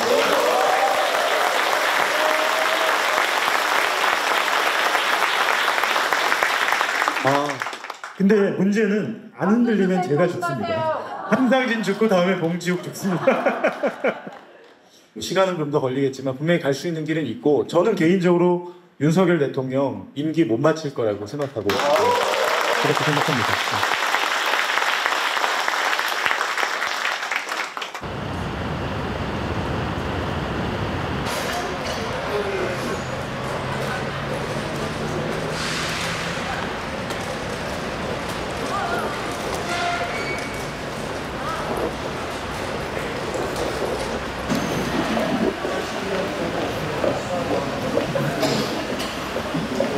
시기까지만 해도 2011년 부산저축은행 수사전 대법원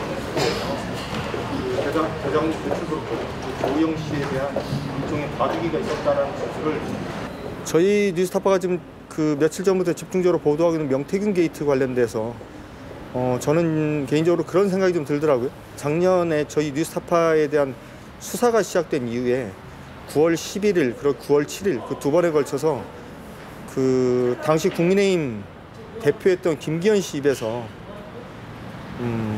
저희 뉴스타파 기자들 상대로 사형에 처해야 될 국기문란 행위를 저질렀다고 그렇게 주장을 했지 않습니까?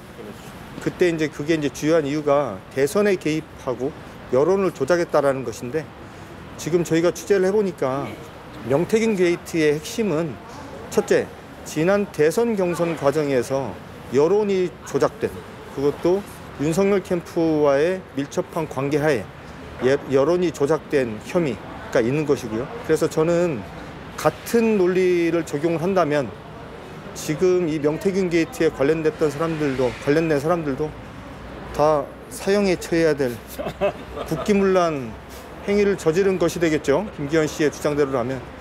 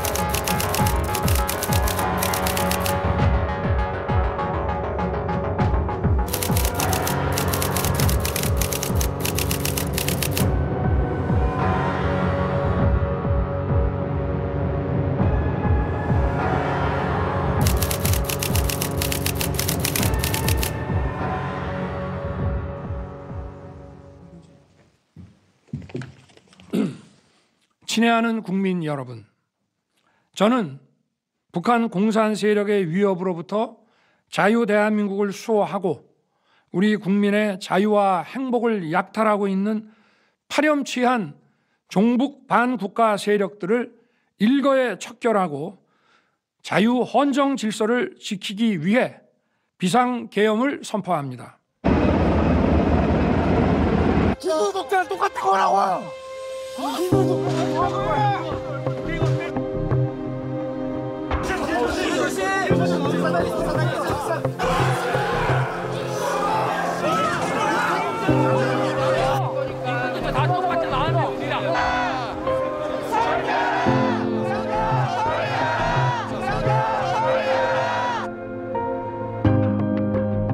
대통령 윤석열 탄핵 소추안은 가결되었음을 선포합니다.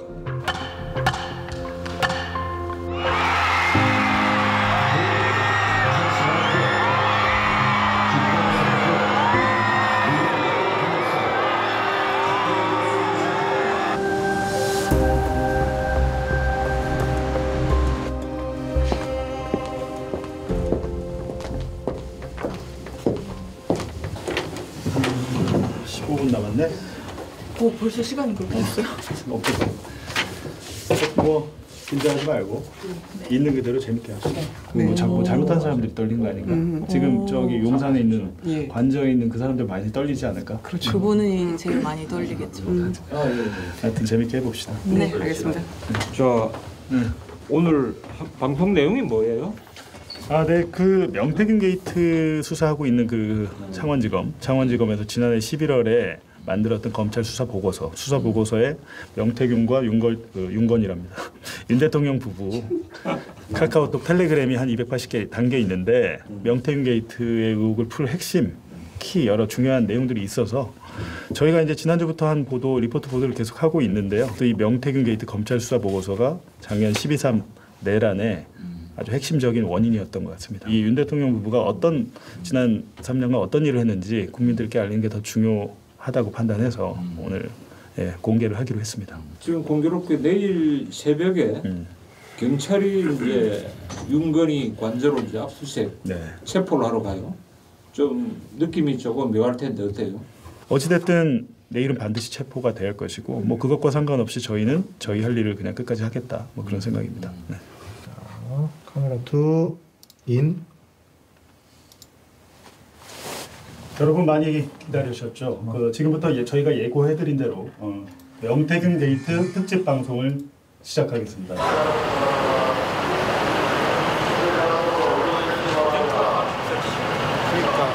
기자들이 조금 가능한 게 여기까지요. 여기까지요? 네, 일단 드리는 것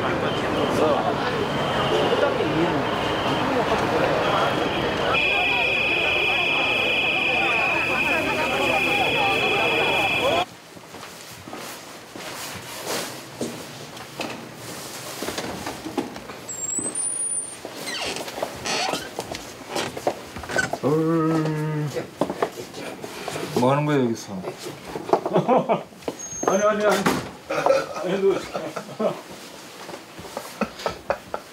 아이고 이게 뭐야 이거? 지켜보고 있습니다. 오. 저기가 어디지? 여기가 그 관저 이제 흔히 말하는 1차 저지선이라고. 1차 저지선. 그 흰색 철문이에요. 여기 우리 많이 보던 거기? 네, 여기 버스 가로로 서 있고 위에 철문 있고 위로 이제 버스가 또 세로로 있죠 지금. 야, 이거 잘 보인다. 이 경호원 이제 교대. 여기 이제 1차 그거고. 네, 여기가 1차 저지선이고. 아니 여기는 언제부터 지금 와 있는 거예요? 지난주 언제 왔지? 지난주? 목, 금, 토, 일, 월, 화 6일째 있네요. 내일까지 7일. 지금 6일째? 내랑 끝나면 8일. 그 정도 되겠네요.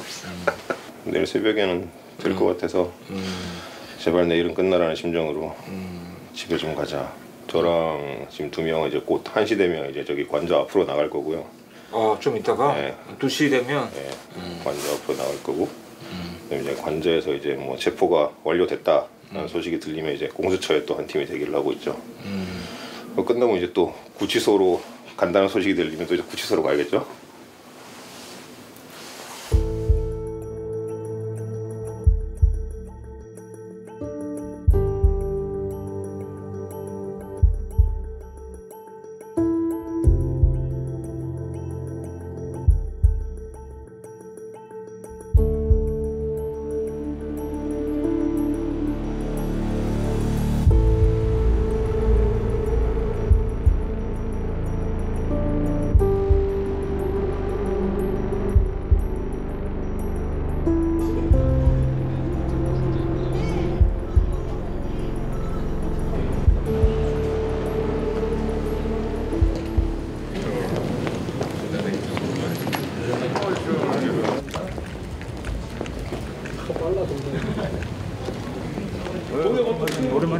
예, 반갑습니다. 명함 하나 드릴게요. 카메라 찍고 있어가지고 연타파 김용진이라고 합니다. 예. 그 대표님이 그 민주공화국을 파괴하는 쿠데타 세력이라고 부른 사람입니다. 제가. 그래요? 그게 돼서 저 인터뷰 좀 가능할까요? 대한민국을 올바로 세우는 일에 좀 협조하시면 좋겠네요. 예. 그 민주공화국을 파괴하는 쿠데타는 지금 윤석열 대통령의 한 거 아닌가요? 제발 좀 정상적인 아니 뉴타파가 여기까지입니다. 정상적인 취재를 좀 하세요. 그렇게 자꾸 도발하지 마시고. 아니 이제 그렇게 민주주의를 파괴하는 아니 거예요. 사형에 처할 국가 반역죄라고 저를 이야기를 했잖아요. 선생님 본회의장이 그렇게 생각해요? 본회의장입니다. 본회의장. 예. 소란 제발 좀 지키세요. 아니 인터뷰 요청을 드린 거잖아요. 선생님 본회의장 합니다.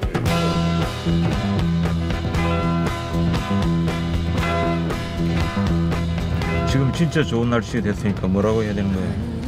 재판받기에 더 좋은 날씨라고. 재판받기에 더 좋은 날씨?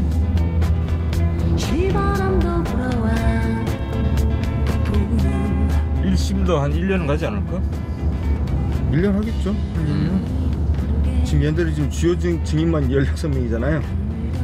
근데 이제 부수 증인 뭐 부르고 어쩌고저쩌고 지금 뭐 1차로 그렇고 이거 1년? 아니 저는 1년 택도 없다고 봐요. 열심히 1년 택도 없어? 네. 훨씬 더 오래 가야 되네. 뭐 천천히 해봅시다. 우리가 가진 게 뭐냐? 시간밖에 없지. 하늘은 파랗게 구름은 하얗게